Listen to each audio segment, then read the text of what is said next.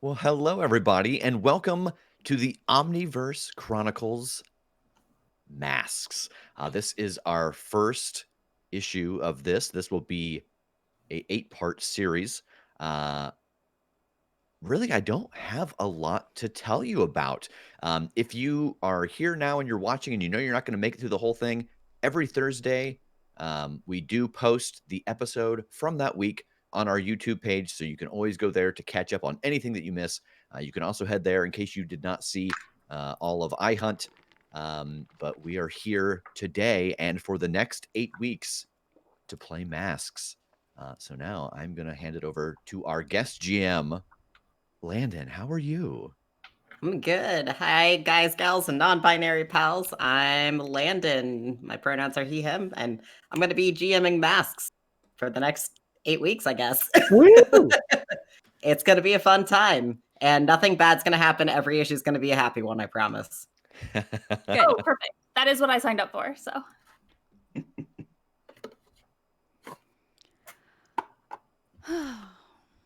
All right. So I think... Do you want me to do a little blurb about the game before we introduce who everyone's going to be playing? Sure. Cool. All right. I've been told I'm teaching alongside this, which is what I do anyway. So for anyone who may not know, Masks: A New Generation is a powered by the Apocalypse game that is published by Magpie Games, who you can find at magpiegames.com or on Twitter at Magpie Games. It is a game about being teenage superheroes who are part of the 4th generation of supers. So there's 3 generations of supers before them who all have lovely opinions about what they should do and who they should be. And these teenagers are just trying to figure it out as they go along and figure out who they're going to be. So our heroes are currently on a corporate sponsored team called the Visionary Vanguard, and we're going to learn more about how that looks and how that all is going to unfold. So who wants to introduce who they're going to be playing first? Sure. I am playing Vex. Vex is the delinquent playbook. Their real name is Asher. And my powers are teleportation and psychic weapons. And then my delinquent moves that I get from my playbook are called Team What Team. When you use the team selfishly, clear a condition, or mark potential. The first time in a session that you use team to help a teammate, take +1 forward. Criminal Mind, when you assess the situation, you can always ask one of the following questions, even on a miss. What here is useful or valuable to me? How could I best infuriate or provoke blank? And what is the best way in/way past? And then the last one is, are you watching closely? When you mislead, distract, or trick someone, roll +superior. On a hit, they are fooled, at least for the moment. On a 10+, choose 3. On a 7 to 9, choose 2. And those are, you get an opportunity, you expose a weakness or flaw, you confuse them for some time, you avoid further entanglement. On a miss, you're hopelessly embroiled in it, and under pressure, mark a condition. Great. I'll go. Sorry, So- everyone. This is our first time. We're getting the flow. We got it. This is great. So I am playing the playbook, the Nova.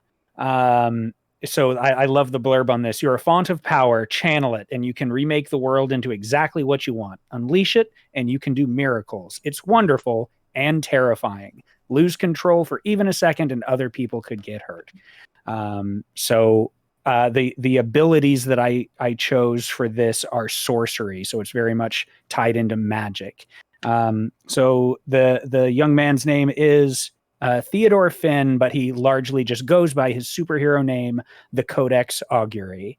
And he was born into magic. His parents were kind of heroes, but more like support heroes. But he was born with magic in his blood and has vowed to learn more about it and enhance it. So how the Nova works is we use what is called burn. So when I charge up my powers, I roll plus the conditions I currently have marked. On a hit, I hold 3. On a 7 to 9, I mark a condition. And on a miss, I hold 2 burn and mark 3 conditions. So I can spend that the burn that I have from a list of what are called flares. And I got to choose 4 of these that I already know. So one of them is shielding. I can call up fast protective field to stop danger. I can make constructs. So I spend 1 to create any object with my powers up to the size of a person. And I can spend additional burn to animate it independently. I can boost, which means I spend a burn to supercharge a teammate. So that gives them a +1 to their roll. And I have elemental awareness. So I spend 1 to mark a condition to open my mind to the world around me. And I can ask any one question around about the world around me, and Landon will answer honestly. So there's kind of some fun, high risk, high reward with this playbook, which is really fun.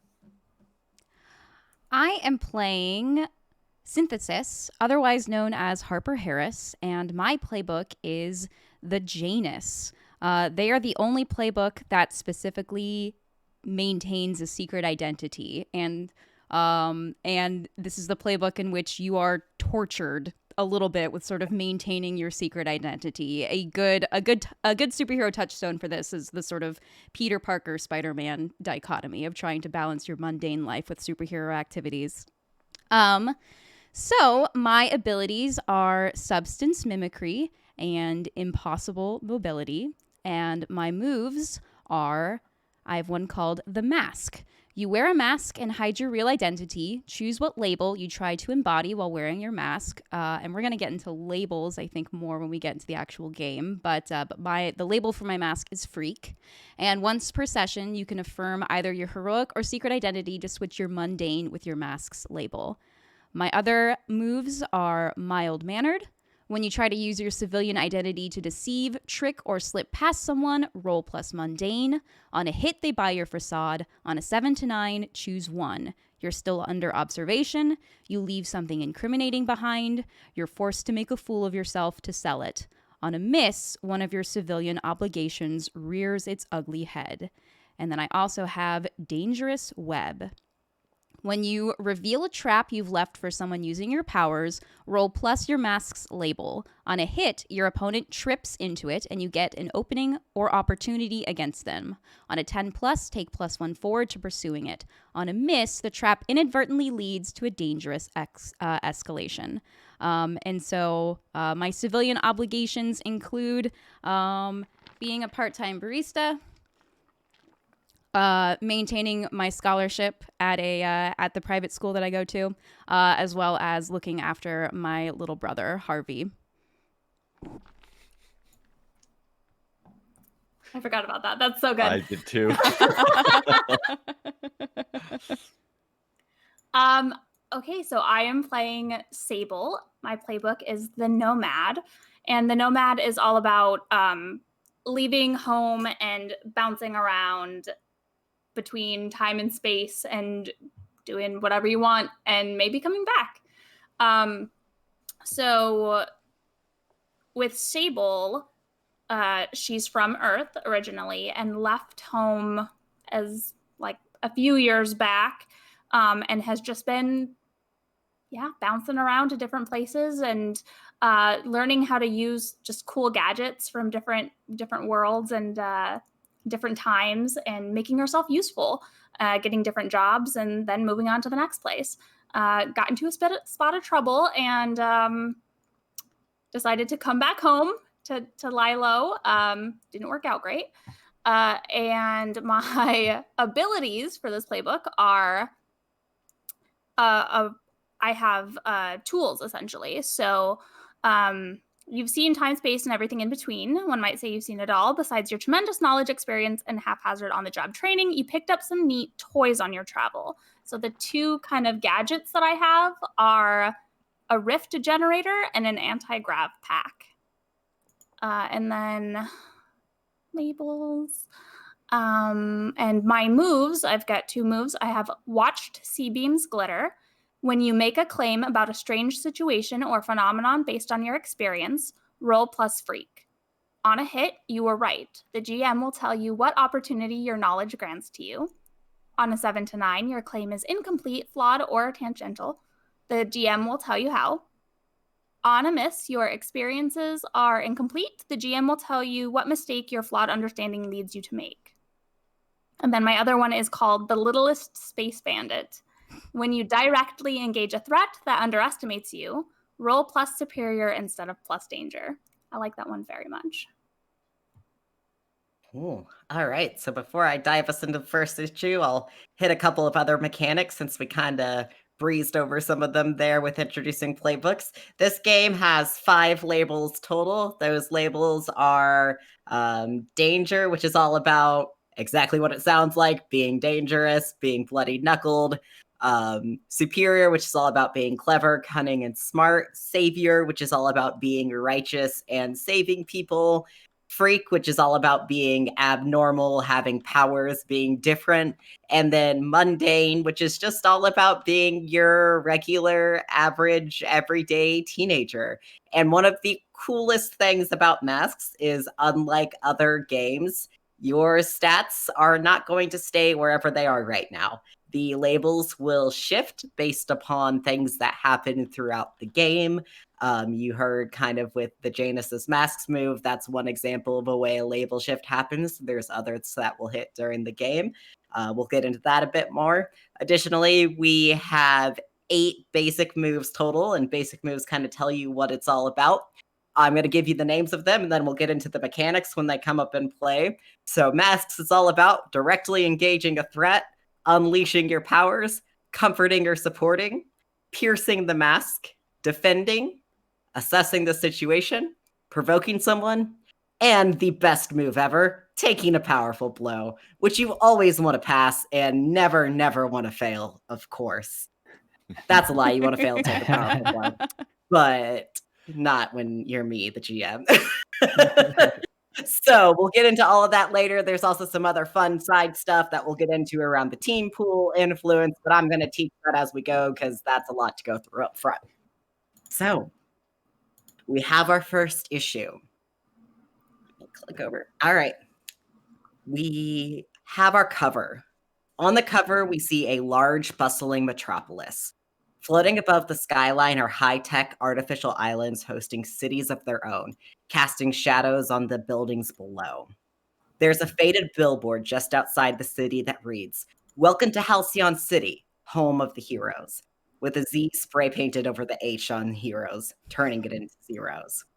Above that sign is a much newer, higher-tech looking sign that reads in glowing letters, "Visionary Corporation welcomes you to Axion Terrace." Superimposed in the foreground, we see the silhouettes of 4 young heroes. Splashed across the top, the text reads, "The Omniverse Chronicles, Masks, Issue 1, Faster Than Light Rails." We open our issue to a panel of a news broadcast taking place. The news broadcaster is an Indian woman in her early 20s. Splotches of her skin are blue, and the patches of blue that have reached her scalp have turned her hair like a deep blue. And behind her, we can see what looks like a fairly new above-ground subway station, like a certain young team that came together might have destroyed the subway station when they came together recently. Across the bottom scrolls the text, "Visionary Hypertransit Heist Havoc." This is Nalasha Nova reporting with Halcyon City News. Last week, we reported that the Visionary Corporation-sponsored hypertransit between Axion Terrace and Halcyon City had opened, enabling new paths for goods and people to flow between the 2 cities. The speech bubble transitions over a gutter between 2 panels, showing the outside of what appears to be a high-tech train floating on an invisible rail in the air. This also relieved the stress on the public bus system after an interdimensional caterpillar crushed our subway system. However, we've just received breaking news that the hypertransit is under siege. A police helicopter comes into frame, trying to catch up to the hypertransit train. Police have been deployed, but seem unable to help. Visionary Corporation has reported that they have a team on the job. Our fates are in their hands. We turn the page and find ourselves now inside a train of the hypertransit. and what looks like a fairly luxurious subway car. Frightened passengers can be seen huddled down in their seats. Walking down the middle of the aisle is a large woman with green hair and braids. In place of her left arm is a robotic arm with what looks like a cannon on the end. The passengers shy away from her as her boot falls thud. Beneath her on the page, we see a box that says Smash and Grab. Codex, you were in this car on your way to the Visionary Vanguard base when this heist started. You and the rest of the team have received instructions to apprehend the villains and protect civilian lives. What do you do? First thing I think I'm doing is getting all of them on the horn to say, I'm in it. I'm in it. You guys. Oh no. I'm watching for any movement. If anyone looks like they're going to be in imminent danger, I will spring. So for the moment, I am just kind of trying to stay low and watch and like wait for any action. We follow that transmission to the back of the train, to the connection between the last two cars. The second to last car is filled with crates labeled for Visionary Corporation that are safely secured down. The last car is a heavy-duty, high-security cart. It has this really high-tech looking locked door. We see a multi-legged figure glide across the ground, strawberry blonde hair that's braided down a back of iridescent segmented carapaces. As we get a flash of the villain's face, two strawberry blonde antennae are in place of eyebrows, and there's a box beneath them that reads Centipoint. After the flash, we see them somehow impossibly make it through this infinitesimally small crack between the door and the final armored car. Vex, you make it into this car just in time to see them disappear. You have your instructions: apprehend the villains, protect civilian lives. What do you do? I am speaking into my little earpiece. Codex, you've got to be at the back here. I'll come get you. And then we get these panels of Vex appearing in his teleportation above the train, trying to get to Vex's location. But because the train is moving so fast, there's just like a panel of a yelled F, a U, a C, a K, as he keeps missing because the train is going so fast. And then there's the last panel on the page is him appearing in the seat next to Codex. God damn it, that's hard when you're moving fast. Good work, you made it. As the train continues to hurtle forward, we get a page that's horizontally split into two panels. And the top panel, standing on top of the train, there's a slender man with chin-length black hair. His hair and the tails of his emerald, tuxedo jacket are whipping elegantly in the wind, and the top half of his face is covered with a white crow mask. You can see a droning speech bubble coming out of his mouth, and the train is accelerating alongside his words. Above him is a box that reads The Orator. And the lower panel in the car beneath is Sable. Sable, you also received those instructions: apprehend the villains, protect civilian lives, and you can hear the orator droning on above you. What do you want to do? Oh boy, okay. So I'm in the car? Yes, right under where this lovely gentleman that's speeding up the train is standing on top of the car. Yeah, I think I activate my anti-grav pack and I float up near the top and I put my ear to the ceiling.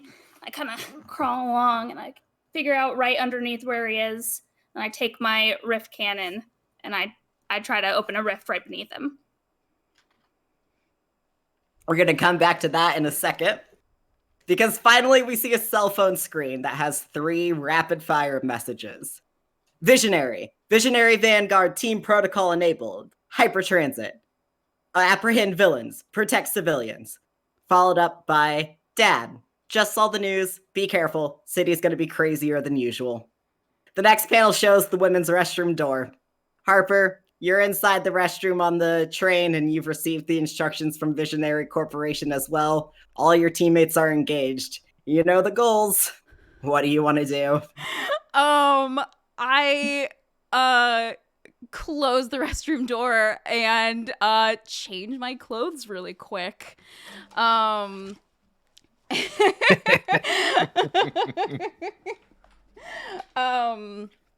But yeah. Do I see any other members of my team here? I'm not sure you've seen any of them yet. You definitely heard both Vex and Codex on the comms. I don't think Sable's come over the comms yet. Then yeah, I think I would get on the comms and say, "Hey, where are you guys?" Right now, we're on kind of the middle train, and there is someone real big walking through here. How big? Big. I'm not as concerned about the size as the cannon arm. Cannon arm, be advised. Yeah. Yeah, Vex probably should have mentioned the cannon arm. Yeah, I think I want to start heading towards that middle car. All right. As Synthesis starts moving towards the middle car, we're going to go back to Sable. So, Sable, it sounded like you were trying to unleash your powers. Yeah. So, when you unleash your powers to overcome an obstacle, reshape your environment, or extend your senses, you roll plus freak. I would say you're reshaping your environment here. So go ahead and give me that roll. Okie doke.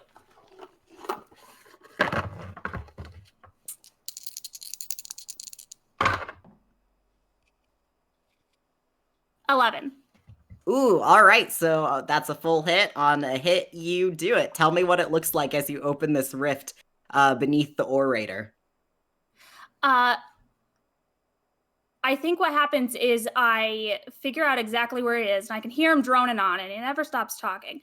So I take my rift cannon, and it works kind of like portals, essentially. So I shoot one right underneath where he is, and then I shoot one right next to him to have him fall through one and then come through the other. And then he hits the inside the car where I am. There's a thump as he hits the ground, breaking his speech for a moment, and oh, dearie me, I wasn't quite expecting that fall. Wouldn't you help a gentleman up? And he holds a hand out towards you. I'm staying on the ceiling. And I think I get over the comms, and I say, I got one of them in this car. It's the one that never stops talking. Oh, are you sure that you've got me? I mean, isn't got just such a relative term, you know? I mean, can you truly say that any of us have gotten anyone? And as that continues to go on, we move back to Codex and Vex. Sable, please turn off the comm while he's still talking. We still have to hear each other. I am going to focus down here. I think it's almost time to make a move. I want to charge my burn. All right, so charging your burn, something you get to do as a Nova. So this is like stocking up your power. What does it look like as Codex charges up his burn? This is kind of a weird mix of like this gold energy starts to line around him, and it's almost like it doesn't matter what angle you're looking at, it always just looks like it's the silhouette that glows. So it's not an outward thing. But while that's building, it's like he's doing complex math in the air in front of him. So it's just a lot of these little symbols and moving things around to like line up the right mix of magic to charge him properly. All right, so flare is plus conditions marked, I believe, so that should be a flat 0 right now. Ooh boy. All right. First roll of masks, boxcars. All right, well, the fun thing about failures is on a failure, you get a mark potential because we are teenagers and we learn from our mistakes. Oh my God. All right. So go ahead and mark a potential. Okay. And then I believe that move has a very specific miss condition. It does. Oh, so I want to roll low for that then. Not on the burn, because I think you have to mark 3 conditions. I don't have your playbook opened right in front of me. Oh, I just mean as far as like number wise. Like I rolled 12. He rolled 12 because he rolled box Oh, stars. Yeah. sorry. Not snake eyes. Yeah. gosh, my Okay. brain Ooh, went I was blank. Never afraid. I was like, mind. oh, I'm Wow. thinking about this wrong. No, we're Yeah. good. We're good. Okay, Never so mind. yeah. Sorry. No problem. Oh no, I didn't know. Landon, just his brain, who knows where it is half the time. All right, never mind. Sorry. So you get 3 burn. Oh, beautiful. And Okay. you don't have to mark any conditions. All right. So Vex, you're sitting there. Codex is starting to glow, and Yeah. that definitely is getting the attention of Smash and Grab. On top of the, you teleporting in, that kind of got her attention as well. Yeah. And Oh, sorry. yeah, she's turning towards the 2 of you. Yeah, so knowing that synthesis is coming from the other direction, and as Codex is kind of in this complex symbols, I know what this glow means. I put one hand on Codex's shoulder and I look at the person in the aisle and say, "Oh, you're never going to see this attack coming. You can't deal with invisibility." And then I'm going to teleport us back to where I was, but leave them thinking that we're invisible in the cart going to attack them. All right. So this definitely seems like you're using your powers under pressure. Yeah. So this is going to be an unleash your powers roll, because I definitely think you could get yourself there without needing to unleash your powers, but getting both of you back. Go ahead and roll to unleash your powers, which is +3. That would be an 8. Okay, so on a hit, you do it. So you're still going to do it.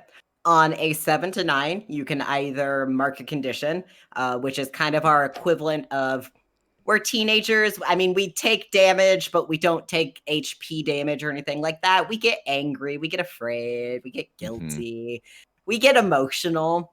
Or I will tell you how whatever you're doing is going to be unstable or temporary. I think I'm going to mark a condition because it was difficult to do this. So I think that like going back, like basically teleporting us out and reappearing us back inside, probably makes me afraid for the moment that I'm not going to quite do it right and maybe bring us up like inside of a box or something. Or do you pick the condition? Oh no, you get to pick the condition on that. Okay. Yeah, so I'll go with afraid. And then I'm trying to do are you watching closely to the person in the as we leave. So now that we've established that you're getting out of there, go ahead and give me that are you watching closely roll. Okay, and this is with superior. And that is a 12. Ooh, all right. So I think you can pick 3 off of that. Yeah. So yeah, this gives me 3. I am going to confuse them for some time. Expose a weakness or flaw, and get an opportunity. And so I don't know if these would necessarily be for me or for synthesis. I don't know how that works. I know how I'm going to play it. Yep. Cool. So the 2 of you disappear, and Smash and Grab was just swinging over towards you. And she reaches out her robotic arm just as you're leaving, and we see the blue plasma glow at the end of it start. But instead of there being like a beam, we start seeing the metal of the seats that would have been behind you bend and start to magnetize and pull in towards her arm. And synthesis, you come in from the other side of the cart as this is going on, and you see this happening. You know that Vex just definitely took Codex and is not in here. That's just you in here. But what you see is that as Smash and Grab activates her cannon arm, it kind of opens up on the back end of the arm to vent out the heat, so that there's a weak point there to be able to lodge something in there or attack it somehow. So there's your weakness or flaw, also your opportunity. And she's not realized you've come in yet because she's super focused on where the 2 invisible boys went. That's our new team name, the Invisible Boys. Is that our team up move? Yeah. Oh, yeah, I think I'm very, very quick and hushed in the comms. Where are you two?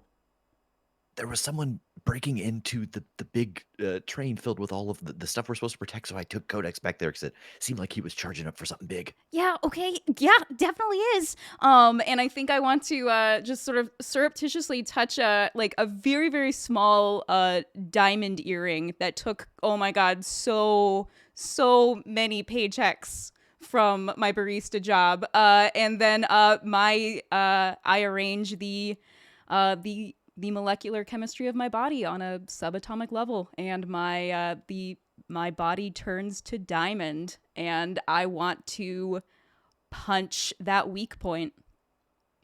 All right. Sounds like you are directly engaging a threat. Yep. All right. When you directly engage a threat, roll plus danger. Okay.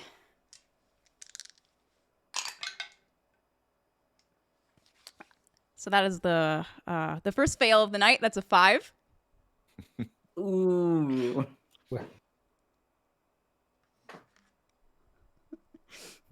All right, so go ahead and mark your potential for your fail, because Great. again, we're teenagers and we learn from our failures. Mm-hmm. You are able to shift yourself into the diamond, no problem. You've done that, hundreds of times at this point. That's second nature. And you're moving to get in, and just at the same time that you're going in for that punch, she whips around. She still doesn't even know you're there. Hits you just like across the face with the cannon arm, because she's turning around still looking for the other two, and sends you flying backwards. I would like you to roll to take a powerful blow. Sure. So for those playing along at home, take a powerful blow is the one move that you actually do want to roll low on, because you don't want to take a powerful blow. 5 again. Okay. Awesome. So you still, on a miss, you stand strong. Mark potential as normal and say how you weather the blow. Yeah, I think so I get knocked across the face, and I think I very quickly I think I see it coming, and I very quickly shift forms to like a gaseous form, so that like the gun just sort of just goes kind of straight through me, and I don't take the harm. All right. So as you kind of reform back together, we get that dramatic panel of like the two of you meeting eyes, and then our panel shifts back to the front of the train, where we see like the end of this speech bubble that has somehow turned into, and truly, what is the root of the word imprisonment? Like, have you really considered what the prison complex means, as the orator has just continued to go on and on? Sable, what are you doing? Oh my god, stop talking! And I want to shoot my rift cannon to open up beneath one of the benches or like seats in this car, to go through the one that he fell through, so that it'll come down straight on him. All right, that sounds like you're directly engaging a threat then. Oh yeah. All right, roll to directly engage a threat. That is plus danger. Plus danger.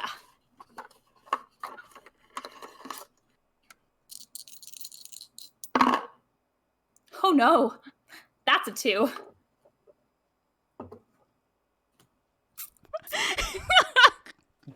So you get your rift like blow, like you get that shot, and as he sees you firing it, he's like, oh, I see, you're not enjoying my own original monologue. Maybe some Shakespeare would do you better. To be or not to be, that is the question. And as the bench falls through, he like whips this cane out from his suit jacket and just like hits it with his cane. And as he does, his words like follow that strike with his cane.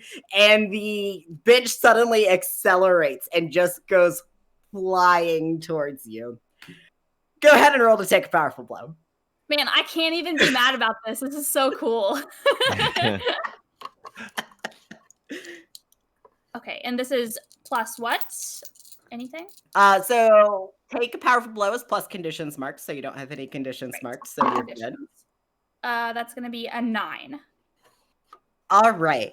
So on a 7 to 9, you get to choose one. One of which you can't do because none of your teammates are here, though I guess you could do it over comms, actually. So you can lash out verbally, provoke a teammate to foolhardy action, or take advantage of your influence to inflict a condition. You can give ground and your opposition gets an opportunity, or you can struggle past the pain and mark 2 conditions.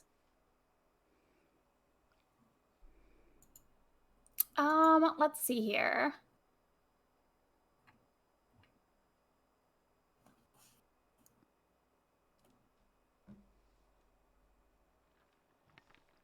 I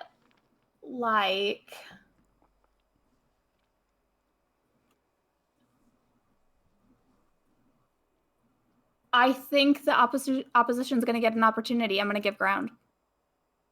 All right. So the bench isn't made out of anything too terribly strong, but it still hurts when it hits. You go sliding backwards. You get stuck a little bit. And as you do, the orator kind of taps like his cane on the bottom of the train and is like, and where was I? Ah, yes, I was speaking about faster than light and what the speed of light truly means. How stars were not there when we see them. My That they comms, are help! somewhere Somebody else. help! And I'm as in he's danger! speaking, all of you feel the train go even faster. And there's this kind of reverberating boom throughout the entire train as it breaks the sound barrier. So back in the back of the train, Codex, and how you doing? Yeah, so I think that we have just appeared, and I'm telling Vex, or I'm telling Codex that, yeah, someone would just snuck in there, so we might want to deal with that. I guess I'll be right back. Oh, okay. Well, who snuck in there? Someone with like the centipede body. Bye. Oh, shit. And I'm gonna try to get. I'm gonna try to get to Sable, I think. I think it's more interesting if you make it. I don't want to deal with your failure there. So Vex just blinks out of the panel, and Codex, you're left in front of a very high secure locked door with supposedly some centipede person inside. Oh my gosh. Okay, then I think, as my build up to the burn is starting to fade, I have a panic moment and start grabbing onto this stuff again, and I'm putting these symbols in the right order, and I'm like arranging them towards the door. So I want to spend a burn for elemental awareness if I can. All right. What is your question? I want to ask, what can whatever is in there do?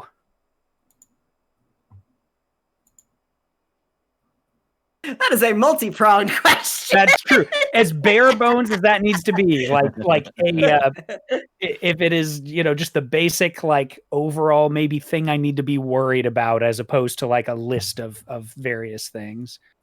So, villain aside, because there's a centipede person in there, and who knows what all they can do. The vibe that you you reach out, and the math is like distorted in there. Whatever is in there is capable of bending the reality around it. It's able to take something and make something out of it, and not in an alchemical sense, not in a way that respects the laws of, everything has an equal and opposite reaction. This is a device that could theoretically take someone's powers or give someone powers. Ooh. Oh no, why do I always get stuck with the wild? Oh God. All right, here goes. Do I have a way in? I probably don't, do I? If it's like a Do you have a way? I guess if we were sent to There protect it. is a move that might be able to help you with that question. What's called that assessing one? the situation. I would If love you want to to take a moment. Yeah, I like situations and assessing them. All right, when you assess the situation, roll plus superior. Ooh, that's not bad for me. Okay. 9 plus 1, 10. All right. So on a 10, you get to ask 2 questions from the list. You get to take a +1 while acting on those answers. So that's an ongoing. As you continue to act on those answers, you get a +1 on those rolls. So your options are, what here can I use to blank? So what here could I use to get in the door? What here is the biggest threat? What here is in the greatest danger? Who here is most vulnerable to me? And how could we best end this quickly? I like that question. Yeah, I think starting out with what here can I use to get in? So this is definitely higher security for Visionary Corporation than you have, but your comms are linked into your team handler, whose name is Dr. T. Tanner. And they would be able to remotely open for you if you just called them and were like, hey, somebody's already in there, I need to get in there. You can definitely use your comms to do that, no problem. Okay. Yeah. What's your other question? I think I need to know more about, as much as I want to know how to end it quickly. I think I need to know first, what is the biggest threat?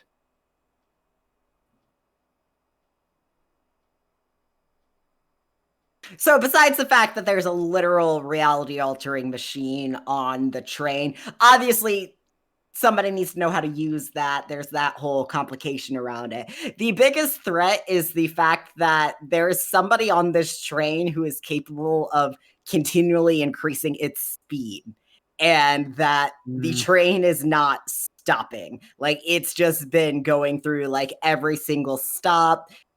Who knows how long you actually have until it hits end of the line. That is the biggest threat, the speed at which the train is currently going. Oh boy. Okay. All right. Then I think I got to start with what's in front of me. I think I use my comm to get a hold of Dr. Tanner. It rings kind of 3 times, which is 2 times too many in this situation. And then pick up. Oh, there is an imminent threat in the car with the stuff that we need. I need it to be open. Oh my God, please hurry. Codex, is this how we've discussed handling these situations?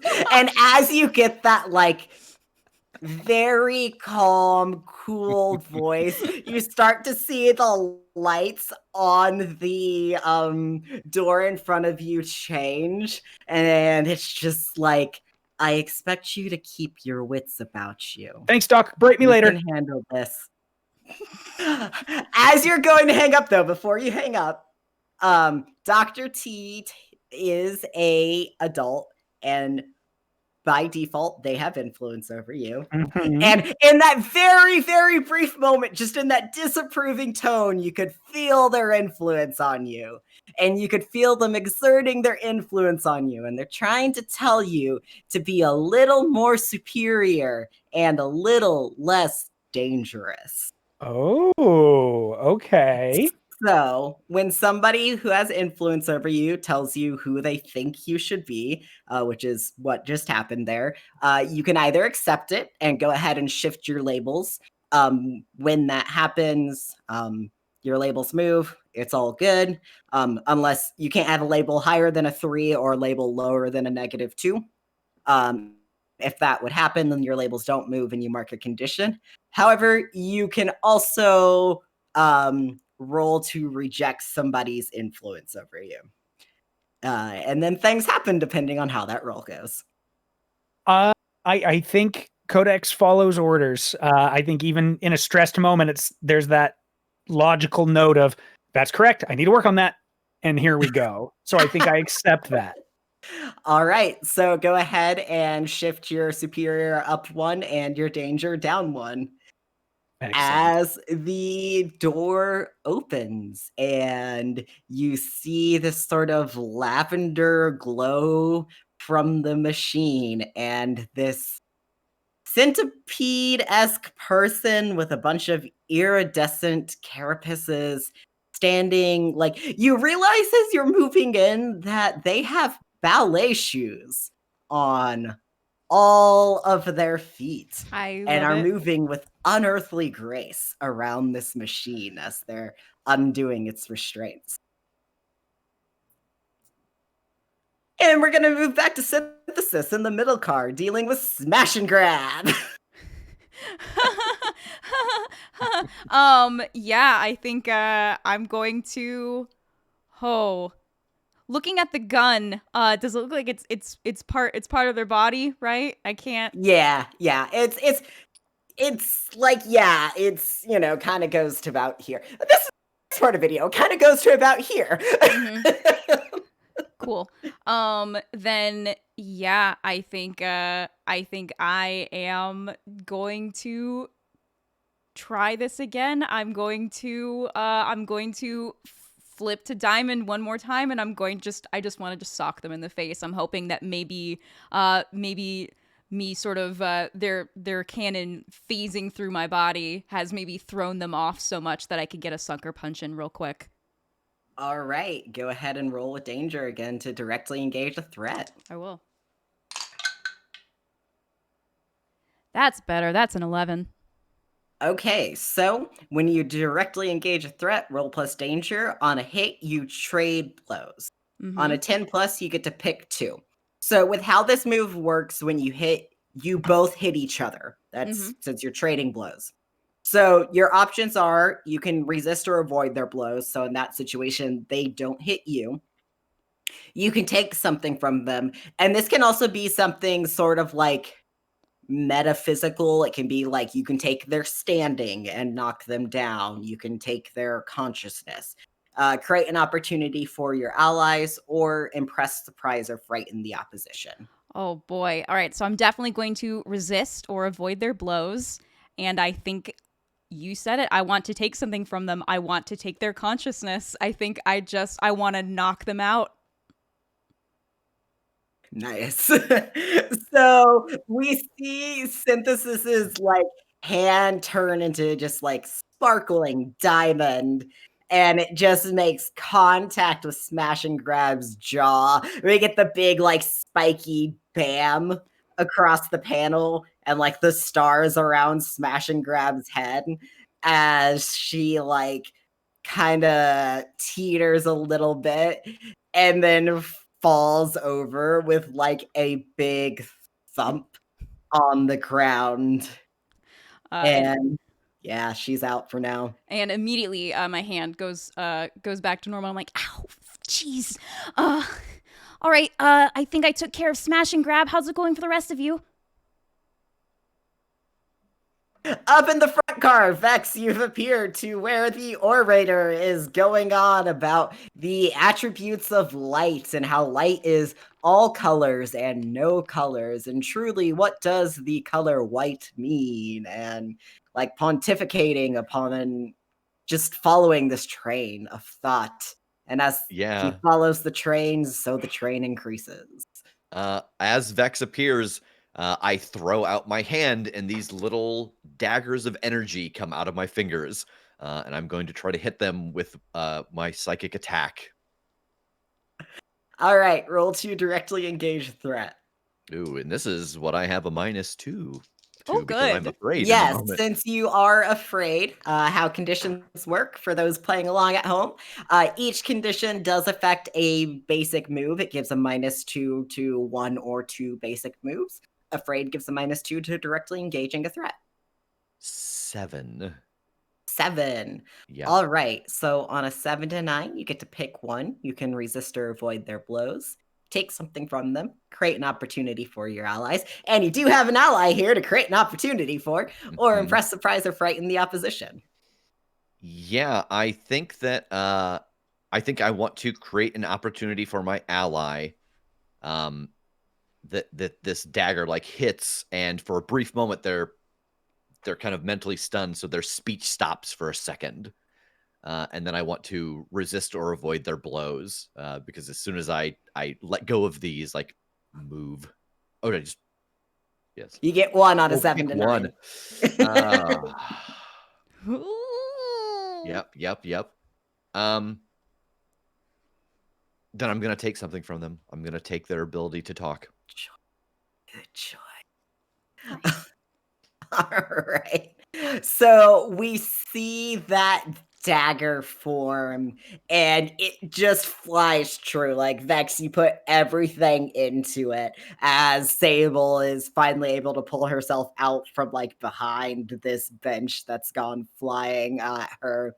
And as it does, it's like hits right into the orator's face, and we see it like turn into this little like zigzag of psychic energy across his mouth, and he looks stunned for a second, and then that stun just turns into anger. And he reaches for his cane again and pulls out just like a regular old cane sword. Yeah. And lunges for you with that sword. I am going to pause for a second because Okay. there is a thing here before. Obviously, Vex is about to get hit. Sable, you are here. There is a defend move. Now, you don't have to do that, but you do have an option here to defend.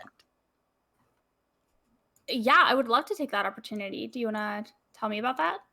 Yeah, so defending, basically it works in a situation like this where your character's there, they're able to do something and they see that something bad's about to happen to someone. It is a rolling plus savior move, so when you defend someone or something from an immediate threat, you roll plus savior. Also, you have influence over Vex, so you will get an additional +1 to this roll, because the roll is targeting Vex because you're defending Vex. Basically, you can describe how you defend him in whatever way you want. Be creative with it. You can use your powers. It can be something just like you jump up and push the orator so that his sword goes long, whatever. And then depending on how the roll goes, we'll see how that plays out. Excellent. Yes, I would love to do that. Okay, so I don't have Great Savior, but my +1 having influence over Vex actually gives me just an even roll. So the way I would like to try and defend is I want to get out from behind this bench and just kind of clear my face a little bit, and then I activate my anti-grav pack, and I just want to like go up in the air and then kick this guy from behind as he's lunging at Vex. Nice. 7. All right. So on a hit, you keep them safe and you get to choose one. You can add a team to the pool. We currently have one team in the pool because you always start with one team in the pool, start the session.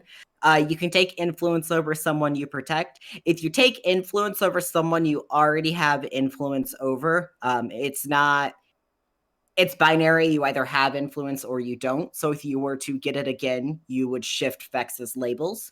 Or you can clear a condition, but you don't have any conditions. So Okay, and we haven't really gone over like adding a team to the pool yet, have we?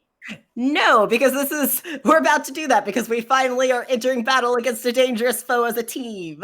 It's been like one-offs in every single situation. Yeah. But if you want to add a team to the pool, we can go ahead. Yeah, I think that would be great, and we can find out what that's about. All right, cool. All right, so I've increased our team counter to 2. However, on a 7 to 9, it does cost you.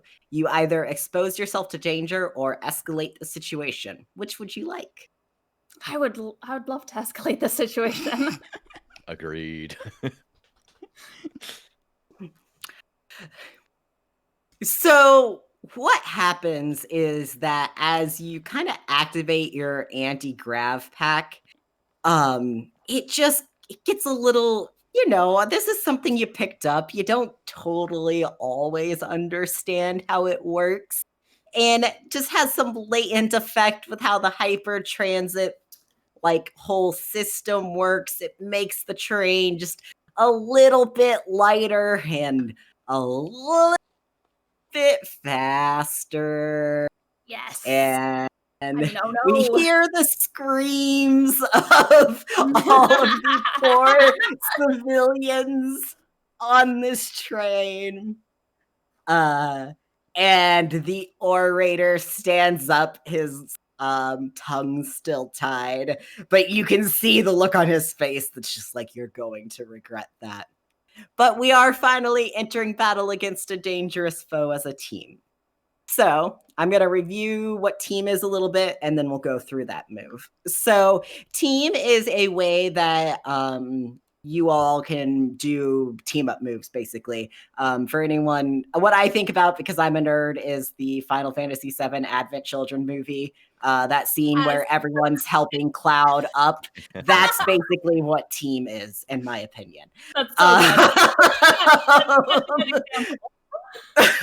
So team is something you can use after a roll. So let's say someone rolls a 6, or 2 of you are there and someone rolls a 5, or 3 of you are there and someone rolls a 4. Team is something that you can spend 1 for 1 to add a 1 to that roll. Each person can spend a team, and you jump in and you help out because you're a team, you care about each other, you're there for each other. You can also spend team selfishly after your roll to shift your labels. So you change the label and up the label that you just rolled with. And when you do that, you have to talk about how your moves, how whatever you did is kind of insulting your teammates. Not so great. But team is a good thing to have in those borderline situations. Because you never know when you're gonna need that really clutch +1 or +2 to someone's roll. So as we've seen, and as I talked about, we always add 1 team to the pool at the beginning of a session. The defend move allows us to add team to the pool. And then there is the entering battle against a dangerous foe as a team move, which is your main sort of source of generating team. So when you enter battle against a dangerous foe, we start with adding 2 team to the pool. But I'm going to have some questions before I actually add the team to the pool because that'll impact the final number. So first, who out of the 4 of you do we think is the leader in this situation?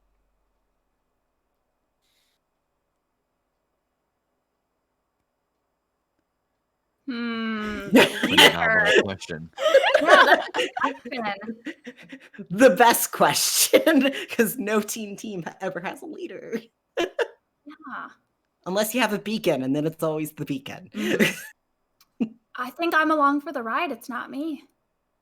Yeah, I kind of think Synthesis, because she seems like the most like, here are the things we're supposed to be doing. She's Is got that everyone class doing them? president energy. Yes. Sure. Okay. All right. So the first thing is if the team leader has influence over every teammate, you would add another team. That's not the case, so we're not going to do that. If everyone has the same purpose in the fight, add another team. Is anybody trying to do something that is not your visionary corporation stated purposes?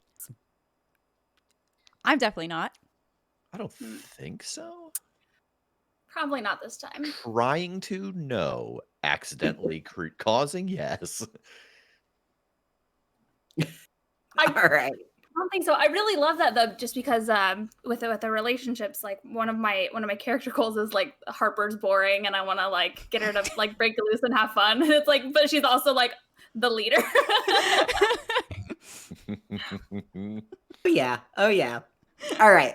So the next two questions are about removing a team. And if we answer yes to either of those questions, then this is part of why establishing who the leader is matters. Harper/Synthesis can instead choose to mark a condition instead of removing that team. So does anybody mistrust the leader or the team? Nope. No. All right. Yeah. So we're not there yet. Thank we you. might get there. Is the team ill-prepared or off balance?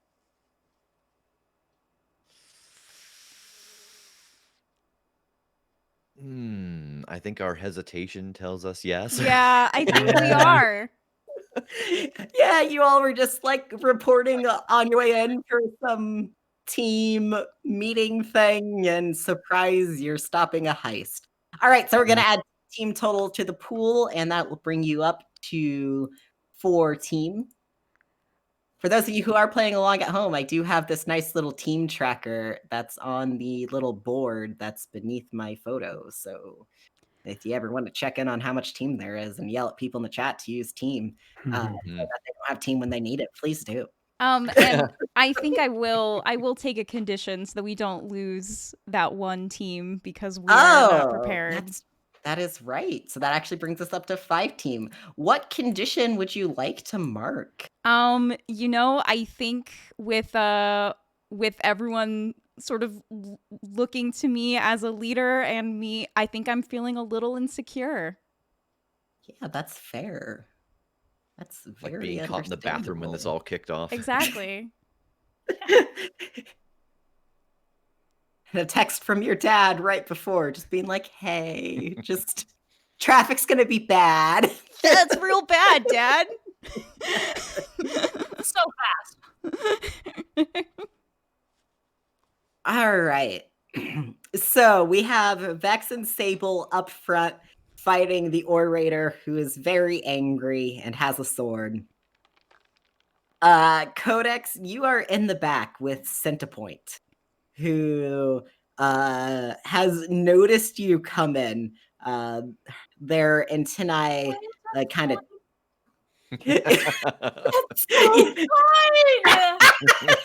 I say the pun plays out with the ballet. I thought it was POINT, but now I realize that there's an E at the end of there for the point shoes. Yep. So good. Sorry to interrupt. That was genius.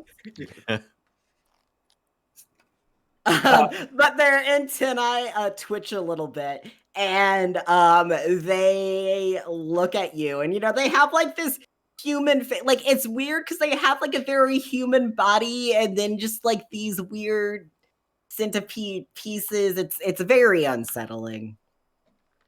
But they kind of freeze as they look at you. I think I'm spending another burn to make a construct. I think what appears in my hand is this. It's mostly like a thick green energy that coalesces with that same kind of golden wispiness outlining it. And it is essentially like a war mace-sized tenderizer. And I say, I'm sorry, but it seems that you're trying to take something that isn't yours, and it is my job to stop you. Please stand down. I would hate to have to use physical force. All right. It sounds like you are trying to provoke someone. And I would say, since the point is susceptible to your words when you have a giant magic tenderizer in your hand. So, when you provoke someone susceptible to your words, say what you're trying to get them to do and roll plus superior. I'm assuming you're actually trying to get them to stand down and not secretly trying to get them to do something else. Yeah. I mean, I think that's the overall goal. And as Codex is saying this into the headpiece, Vex says, Synthesis, you got to tell him he's allowed to go off script.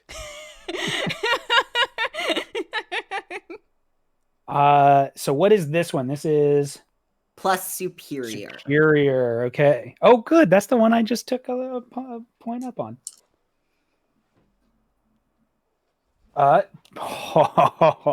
Rolled an 8. That bump on the superior is bumped me up to a 2.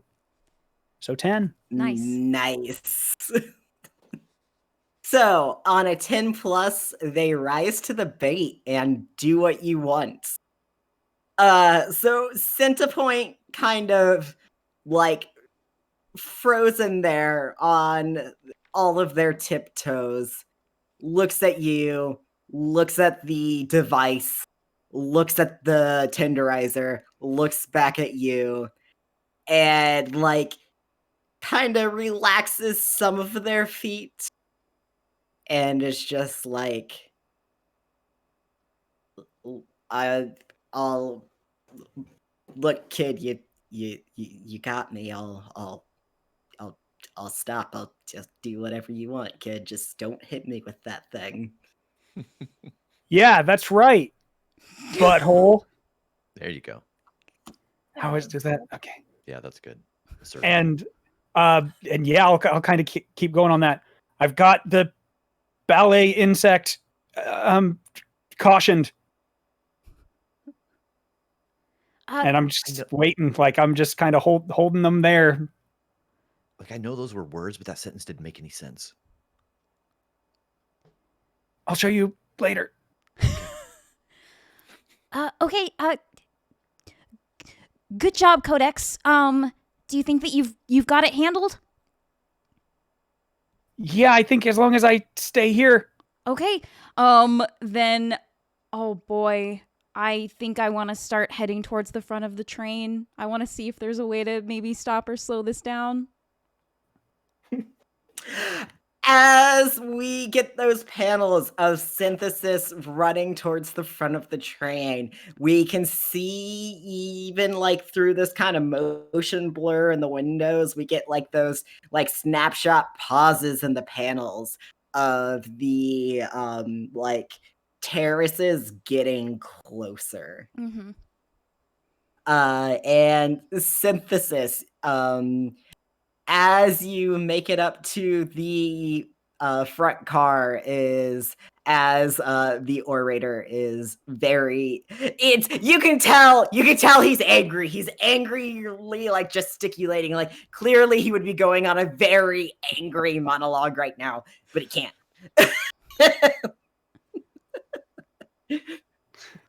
Amazing. I think I get up from having tried and kicked him down and kind of disrupted everything and made the train go faster. I go, oh, damn it. Okay, it's making it go faster. I saw this somewhere. He's making it go faster. He's manipulating the speed. I think that means his reaction times are going to be affected. And I want to use Watch C-Beam's Glitter. So with this move, when I make a claim about a strange situation or phenomenon based on my experience, I can roll to see how true it is, and if it gives us any insight or changes the situation. All right, go ahead and roll that move. That's awesome. Okay, and this is plus freak. Let me see what that is.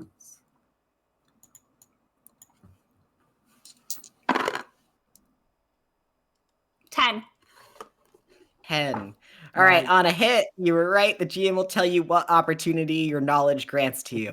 Okay, so you were saying that because the orator is speeding up the train, the orator's reaction time slowed. I want to make sure I, as the GM, was following that correctly. Yeah, basically, like it's disrupted. He can't like focus on things like directly affecting him the way he normally would because he's manipulating basically what he's on. Okay. Hey, you were right. The GM will tell you what opportunity your knowledge grants to you. So because of that, what that gives you is that what he didn't notice as he got knocked down and as he has like stood back up and is doing all this gesticulating, his tuxedo jacket has kind of come undone. You know, he's looking a little roughed up. And you see this amulet around his neck. That's of course glittering a little bit. And the amulet has like a bunch of words scrawled over it and is like shifting as he's trying to speak, basically.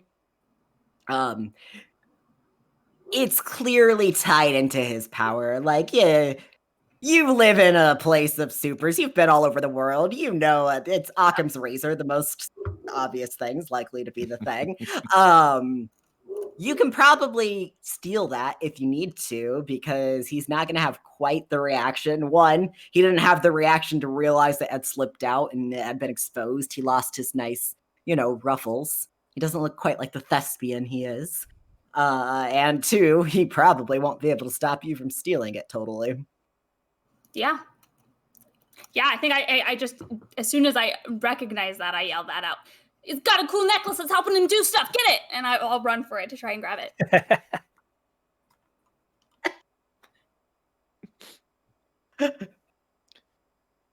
Get her. Roll directly engage a threat. Okay, great. And I forgot this last time. It didn't matter because I rolled so low, but that's actually my other move, the Littlest Space Bandit. I can roll with Superior instead of Danger when I directly engage. Oh, nice. Which I have to remind myself which one. Yes. Yeah, I would say the orator still underestimates you. Because that's the rest of that move when you directly engage a threat that underestimates you. Yeah, I'd agree with that for now. Okay. That's a 9. All right. So this is a wonderful situation where we are on the cusp of a 10+. If somebody wants to use some team and jump in. Yeah, absolutely. I will use a point of team. I think that the way that I do this is that as she is running by and I see that he's starting to react kind of slowly, I touch her with one hand and stretch the other hand out and just move her that like 5 feet faster so she gets there just a brief second sooner than what he was expecting. Yes. All right. So on a 10+, you get to pick 2 from the list. Resist or avoid, take something from them, create an opportunity, impress, surprise, or frighten. Gotta take something from him. Gotta get my cool jewelry. All right. Yeah, you're getting the cool necklace. What's the other one you're going to take? Oh, I get 2. Yeah. Oh, shoot. I lost the list. 1 second. Directly engage. I would like to resist or avoid their blows. So you are able to the chain looks fancy, but it's not actually an expensive chain that he has this necklace on. So as soon as you get your hands around the amulet, it just breaks off pretty quickly. And his hands move too slow to catch you before you're gone. As he turns around to try to grab you or follow you, he trips a little bit over that bench that had been thrown across the room. All of that, his own recipe for disaster. And as he just face plants into the ground, there's just that his shoulders tense up for a moment. And then you just see that shoulder release of just defeat. He doesn't move. He's clearly still conscious, but he's just laying there wallowing in his defeat. There's definitely some very sad I can't say that word. Monologue going on in his head about how he lost this war. And I think I hold out the necklace as I back up too, and he falls, and it's too slow. I just laugh at him. But the train is still moving real fast.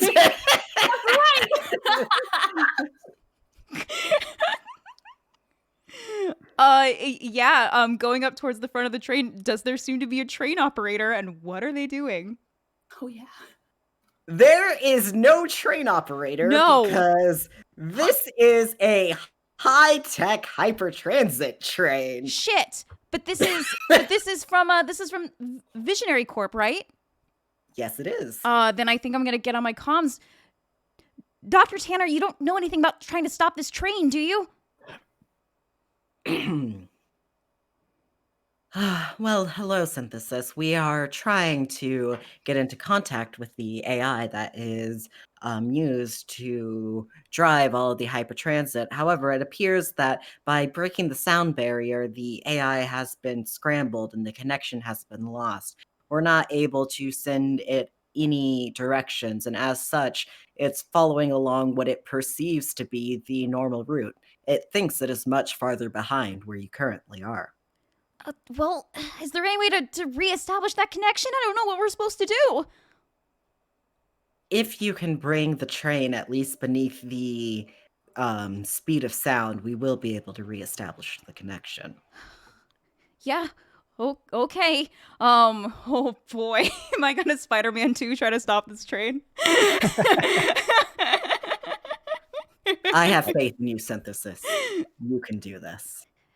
She is using her influence on you to raise your savior and lower your mundane. Yeah, I think I let her.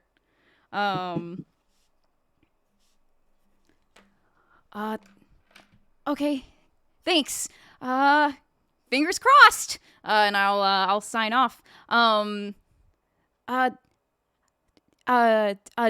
Sable, Vex, how's it going? This train's still going really fast. Yeah. I have a bit of an idea. I'm not sure if it'll work. I love it. What is it? Let's find out. And I reach down and I grab the orator and I teleport us onto the top and the front of the train.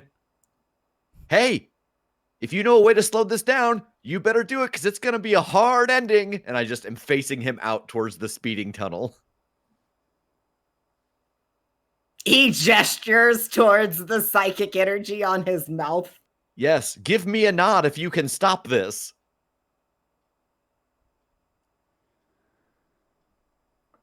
Roll to pierce the mask. Yeah, fair.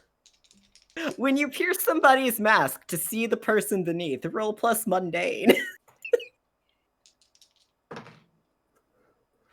7. Ooh, on a 7 to 9, ask 1. So ultimately what you're asking here is how could I get your character to slow the train down? Yeah. So as you say that, the orator nods.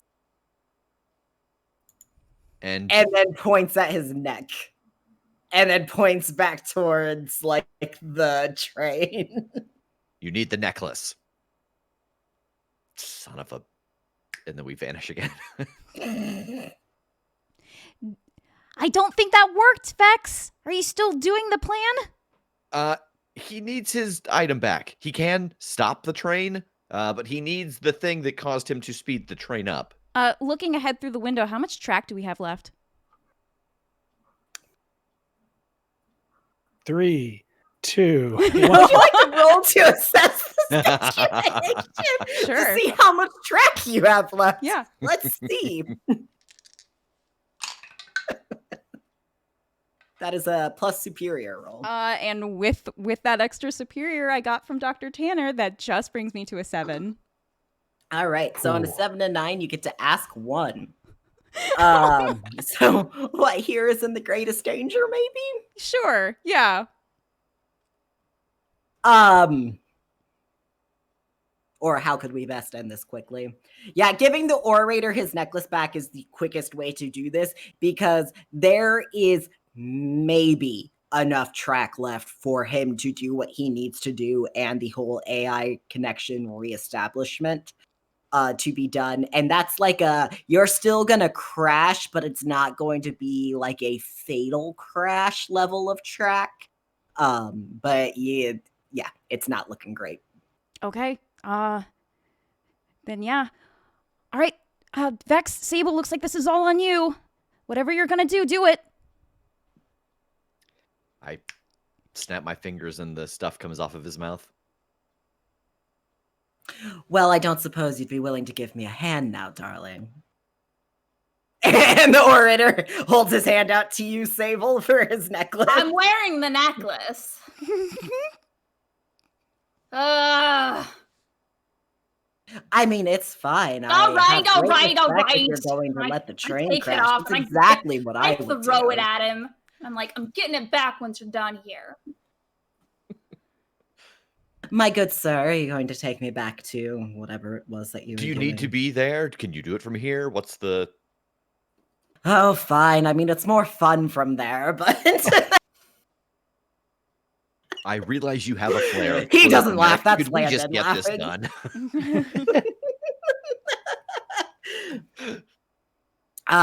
He like holds the necklace like up against his chest and then starts like, when a star supernovas, it turns Oh my into God. a black hole, and gravity becomes Never immense mind. within it. And like he like slows down as he speaks. It becomes like very mellow and kind of soothing in his voice.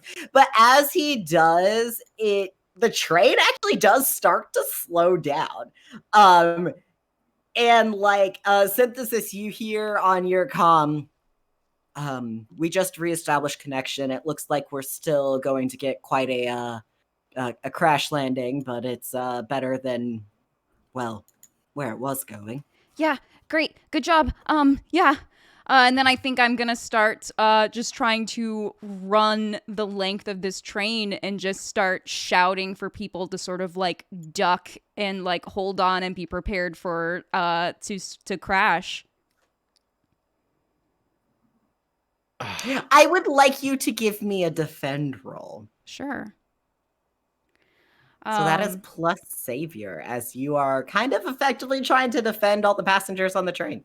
Yeah, although because I'm feeling so insecure, I have a -2 to defend. Good thing you have teammates and lots of team. Yep.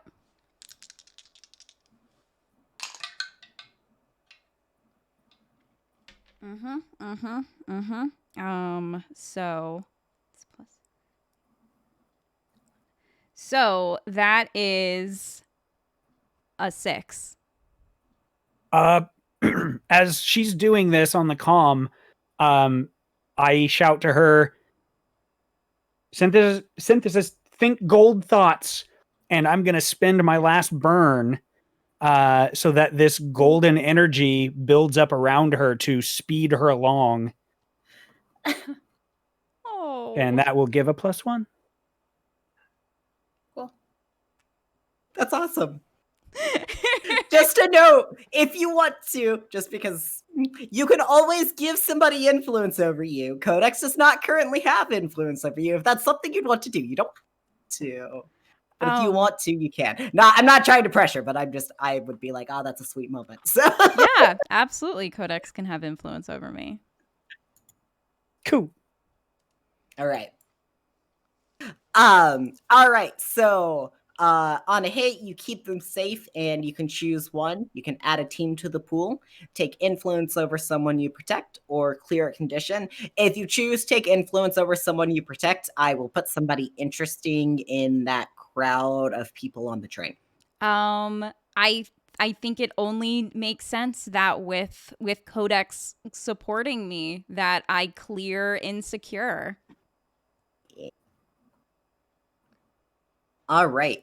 On a 7 to 9, though, it costs you. Do you expose yourself to danger or escalate the situation? I think I expose myself to danger. Yeah.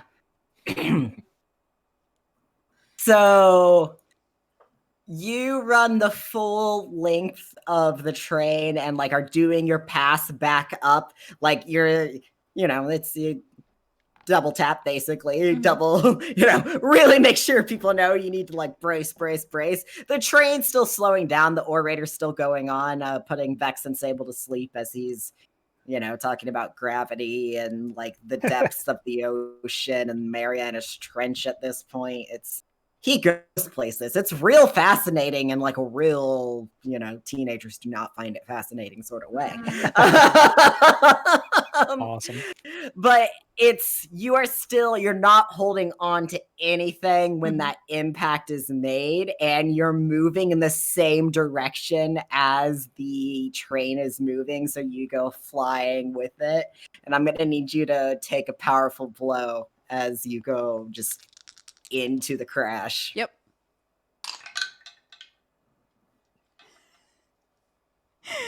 The one roll that I want to fail, I did 4. Ooh. Oh. Tell me how you stand strong and weather the blow. God, I think it's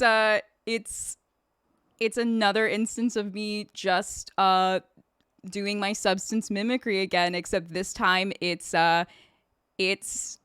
diamond. I hit the diamond form and I just sort of smash into one of the walls, and so there is a very nice outprint or sort of imprint of my body, but because the material is so durable, I don't actually take any harm. It does suck though. I love it. When this impact happens, like, is it stages? Like, is it a hit and a stop, or a hit and then we start to like move? Does that question make sense? Ooh, yeah. I think it's stages for sure. The first impact is definitely the worst. And then part of it's like the further up in the train you are, the worse it feels, because part of it's also like car into car into car. But it is like, you hit into the end and then you went sliding through the hypertransit station and then you like went outside the hypertransit building and like into the next building, but it stopped. They had evacuated that building in the meantime. It was fine. They were prepared for this crash. There's a ton of EMT on site.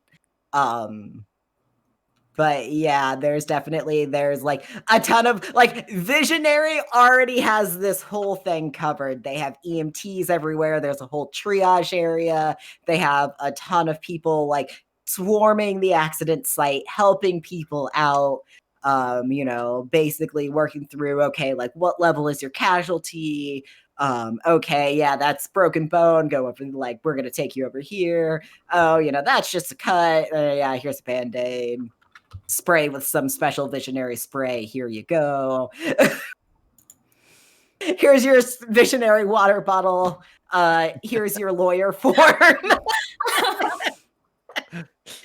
Your insurance claim form.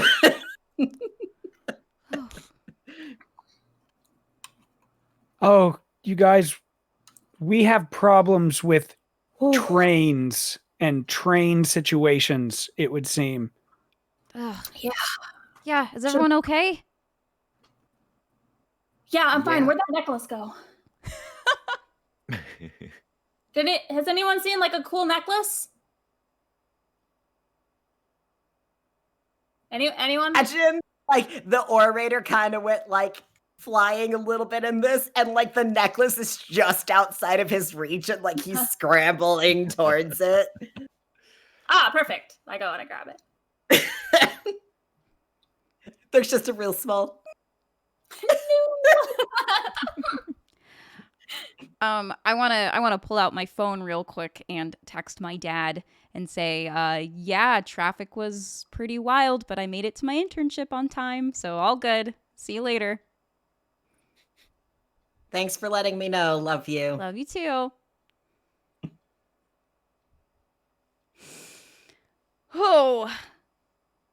Oh man, that sucked. And yeah, I think I just want to make sure that the passengers get off of the train okay. And then over the comms, I don't know if our debrief on this is going to be super stellar. We did save the stuff. We did. Codex, how are you with with the centipede. Is everything okay? Yeah, what was that about a centipede? And It seems very agile and also not a big fan of fighting. So we're good. We're good back here. We're good, right? And I kind of Say that there's like the visionary disciplinary force like coming on with multiple pairs of handcuffs, like trying to figure out how they're going to detain the centipoint. amazing. Yeah, we're figuring it out. We're good back here. Okay. Nice job on the gold thing. Oh, anything to help. Yeah. Then I think I'm just getting off of the train looking for Dr. Tanner probably. So you all like get a message over your comms from Dr. Tanner telling you to like clean up, like get seen to and then meet at the base in 90 minutes or whatever. They give a very specific time. So I'm gonna say yes, 90 minutes, meet at the base in 90 minutes. And followed by I expect you to be on time. I'm early. Yeah, same. Like I pretty much go straight there just to wait. I think Synthesis and Codex just immediately head there and wait for 90 minutes. I definitely go get a sandwich. I think I actually say to Vex too. I'm like, hey, nice job on the whole like jumping me ahead a little bit. Could you just do that like over and over and like get places faster? I mean, I could I gotta go with you, or it's because it's like me. So either you and I go someplace, or I can move you kind of like a shitty magic trick. I can move you from this hand to this hand, or this foot to this hand without me. There's just like a specific sandwich I want, but it's kind of a ways away. So like I can take you there. Well, I just got to get back by a certain time. I mean, what are they gonna do? But is that like can we do that, but like not need as much time? You know what I mean? Yeah, like I don't have to do like real short. What? I can go what's it by? What's the crossroad? I don't know, but it's by a different pizza place. I'm kind of relearning. Okay, like teleportation is kind of specific. So like a pizza place doesn't help me. Do you know like the name of the pizza place? I gotta have a in my mind. There's a frog on the sign. Of the pizza place or the sandwich shop? Of the pizza place that's it's diagonal from the subway sandwich shop. Is it like oh gosh, is that Hoppy's? Does Hoppy's have a frog on the sign?